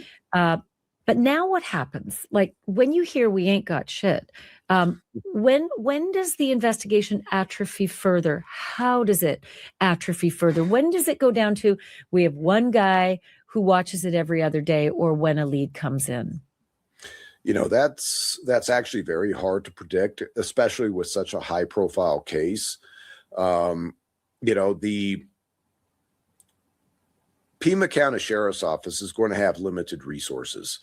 I don't know exactly what size that sheriff's office is, but they can only do so much, and they're going to have other active cases coming in which these investigators are going to have to be pulled off the Guthrie case in order to handle, because they're going to have active public safety things that they need to be dealing with. the FBI has amazing manpower, amazing resources. However, the FBI, they don't investigate homicide cases on a routine basis. That's why it's always best to But we have don't know. We don't know if it's homicide. True. And I'm not saying it's a homicide, but I would be treating this on a resource level as a homicide. Mm-hmm. You have to. At this point, 84-year-old victim who's been gone for 8 weeks, he's no longer asking for anything. Is he taking the time to keep her alive? If honestly, I have to just jump in because I keep saying this over and over. If he was ever asking for anything in the beginning, because in my opinion, that ransom was just a bad actor from overseas trying to scam a victimized family. I never believed that the ransom, all the different iterations of ransom seeking, had anything to do with the actual crime other than someone trying to profit off it. Yeah, and I think I completely agree with you with what I know about the case is that, I don't think this is an abduction ransom case, unfortunately. So this is where... What would be the purpose of a homicide, though? An 84-year-old woman with no demands, with nothing. I mean, no sort of, I don't know, no letter to say, I gotcha. It just doesn't seem to be any reason. What would you see as a purpose for a homicide if it's a homicide? All right, I'm going to stop it right there just a second because first I want to welcome everybody in chat. Thank you so much for being here. We hit the like for us. Second of all, it's hard to figure out where do we stop this and where do we discuss what I want to say about it. I want to remind you guys of something. I was very interested when he was talking about what reasoning with the ransom notes and what kind of guy this was that do it. And is he sloppy because he was sending a ransom letter to the news, and how Paul Holes talks about this guy just wants, he wants people to see him. Even though he knows it makes it more dangerous for him, he still wants that notoriety, right? I want to remind you guys of something and give you something to think about.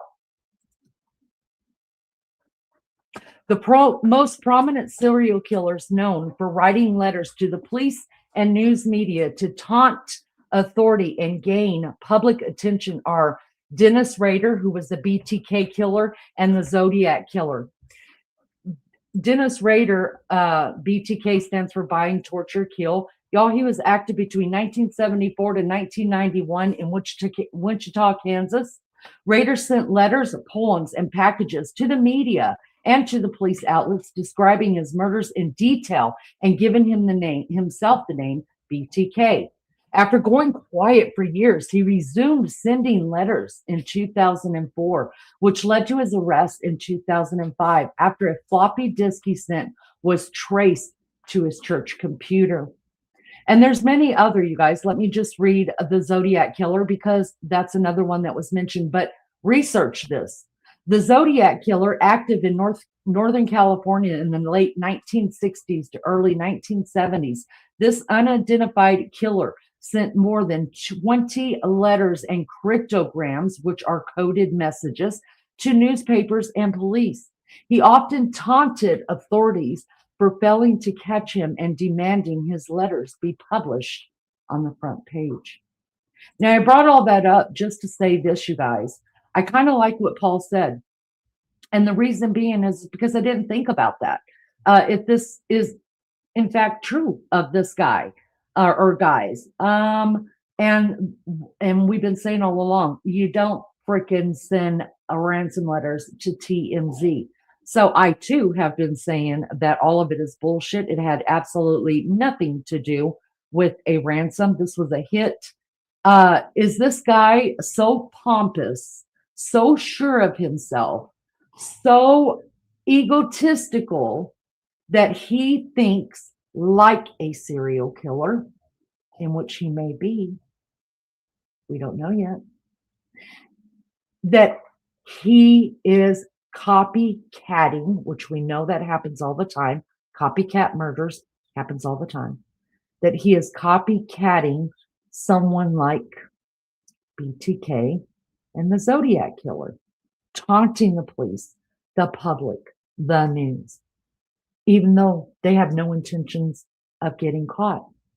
We've seen just in the past couple of years, these copycat killers. And I'm not going to bring them up because it's going to get everybody off onto a different direction than this case and maybe cause some fighting in chat. And I'm not willing to do it, but look it up.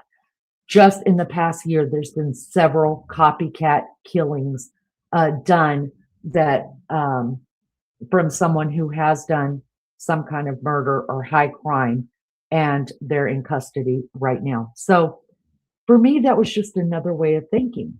Does this perpetrator right here, is he already a serial killer?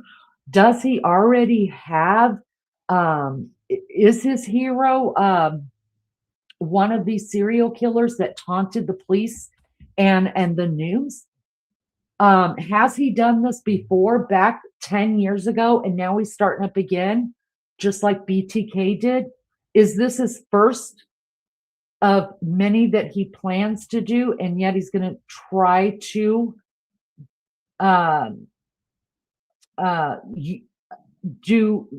stay notorious through these types of events with the police and the media? It's just something else to think about. Just something else to think about. Let's keep going.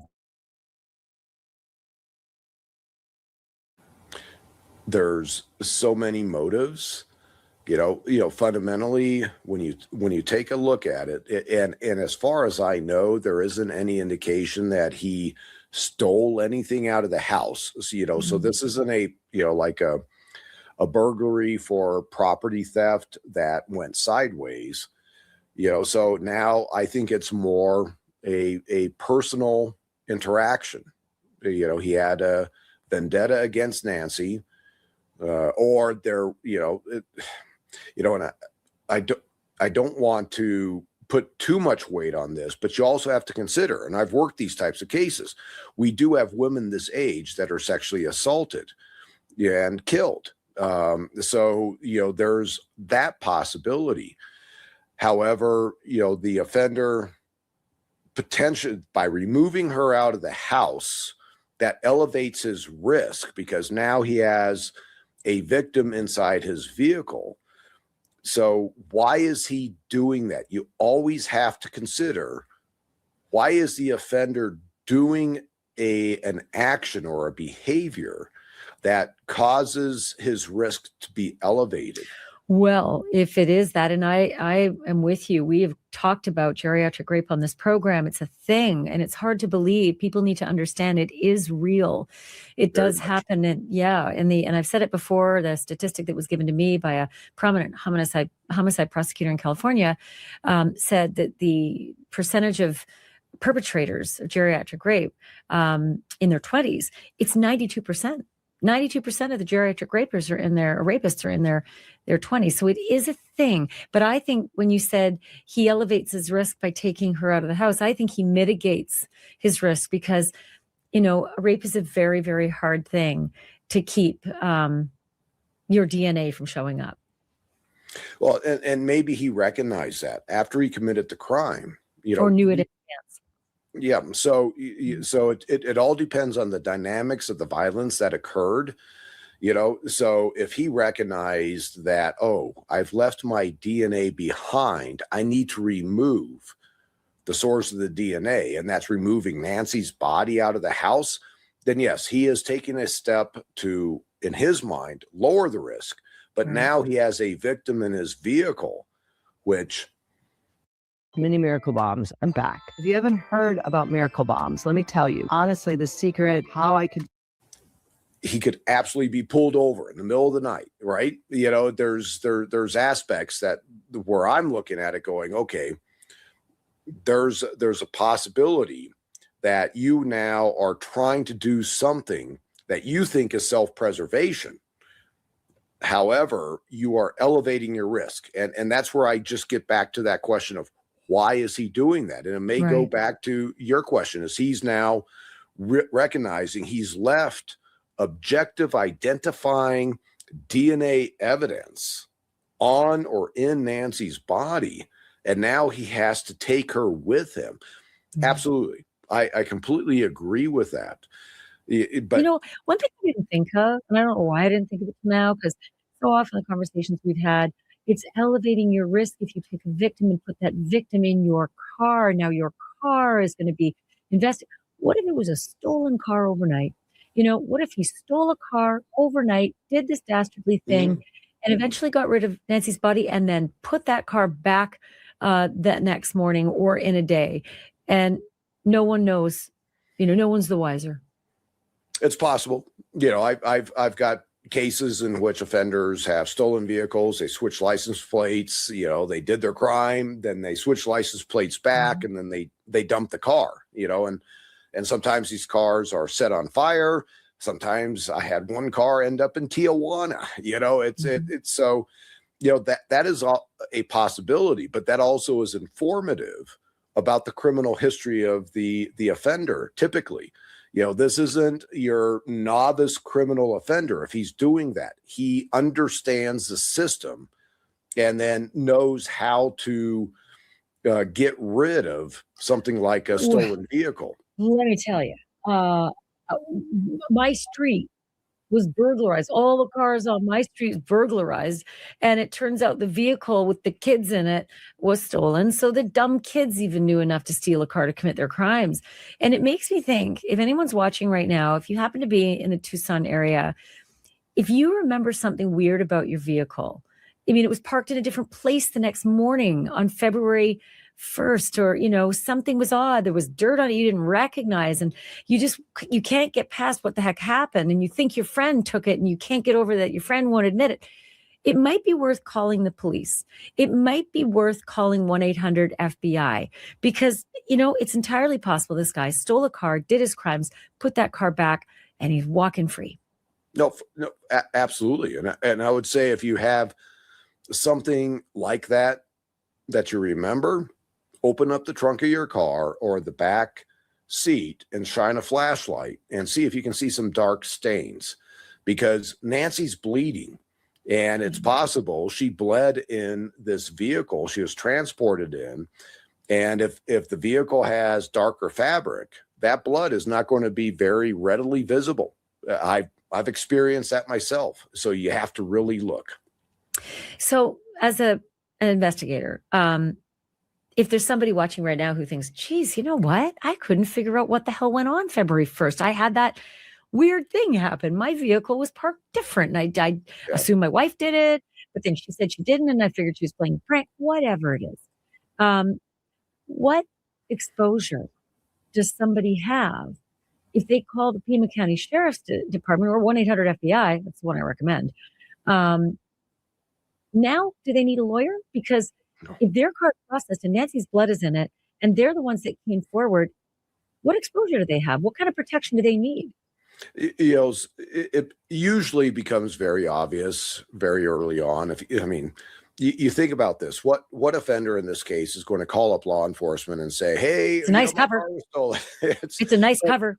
But you know what? It's not a difficult thing to resolve typically with innocent people.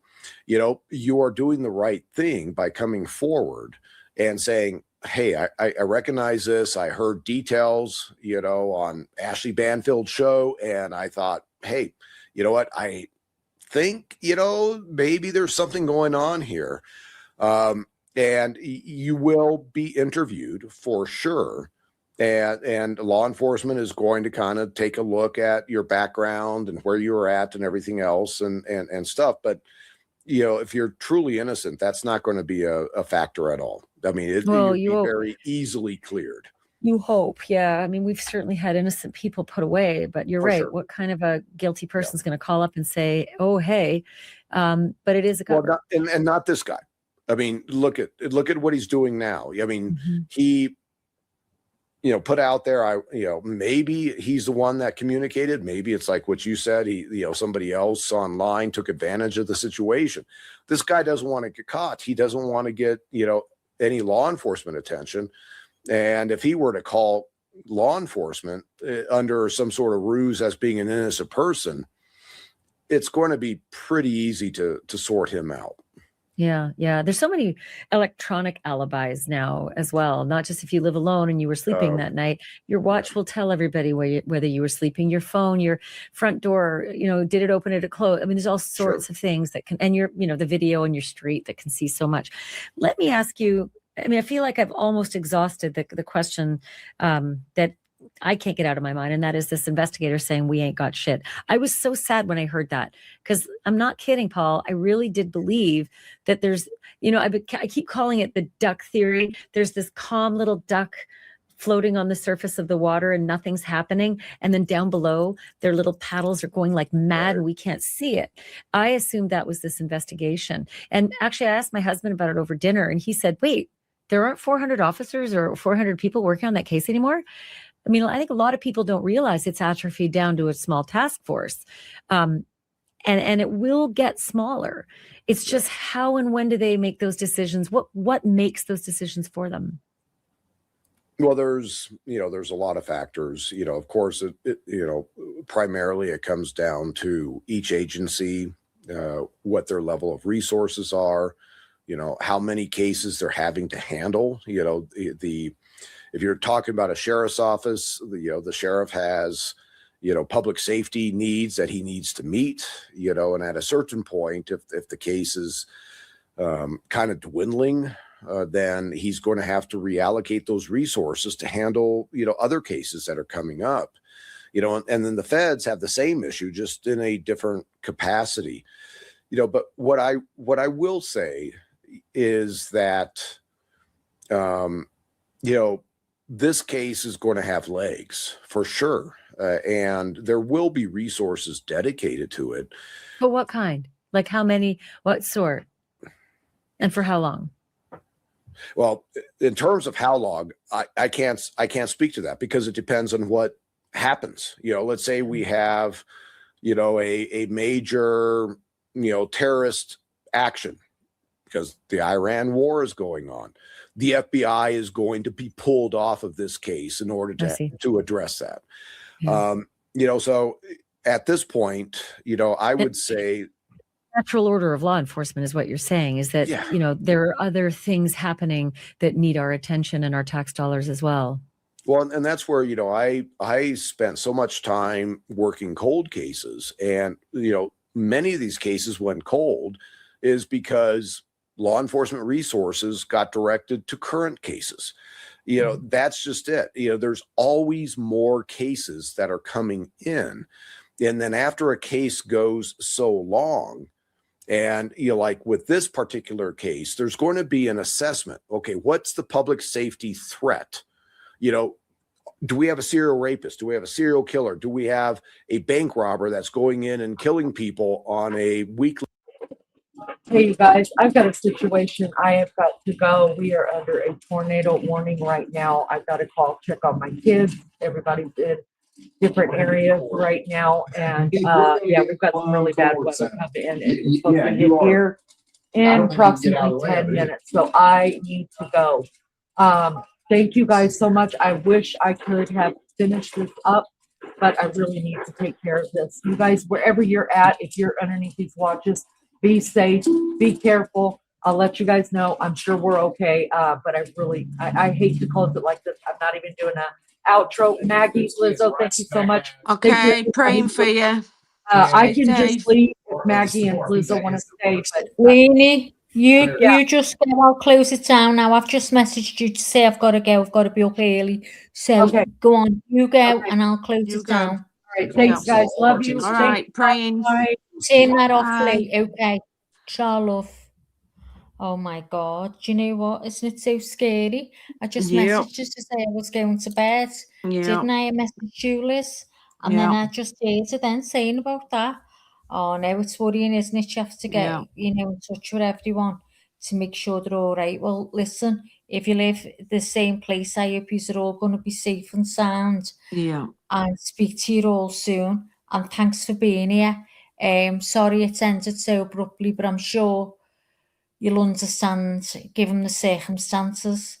See you all soon. Yeah, everybody Liz, stay safe. very much. Yeah, you say you to ours, girl, too. All right, bye everybody. Love y'all. Oh, Good night, girl. Love you. Night. See you soon. Ciao, love. Bye-bye. Yeah, it's so scary. I've never seen a tornado. Don't have anything like that here, thank God. I'd be terrified. But thanks for all. It's some brilliant theories. And I've been thinking, it's got me mind thinking again now. And I'm like, oh my God. So guaranteed I'm going to be lying in bed thinking of all these things now tonight. Oh God. Do you know what? Let's hope they find her. Either way, so the family can have closure. But it's sad. Anyway, so thanks again for being here. Speak to you all soon. Take care and have a good night or a good day wherever you are.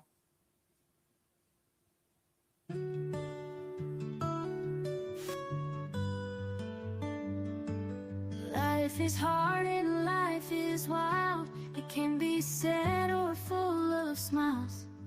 And every once in a while you need a break from the mundane. So come back to see your friend, or she'll wonder where you've been. According to Leanie, she appreciates you and all that you do. You need her, but she needs you, and that's the beauty of according to Leanie.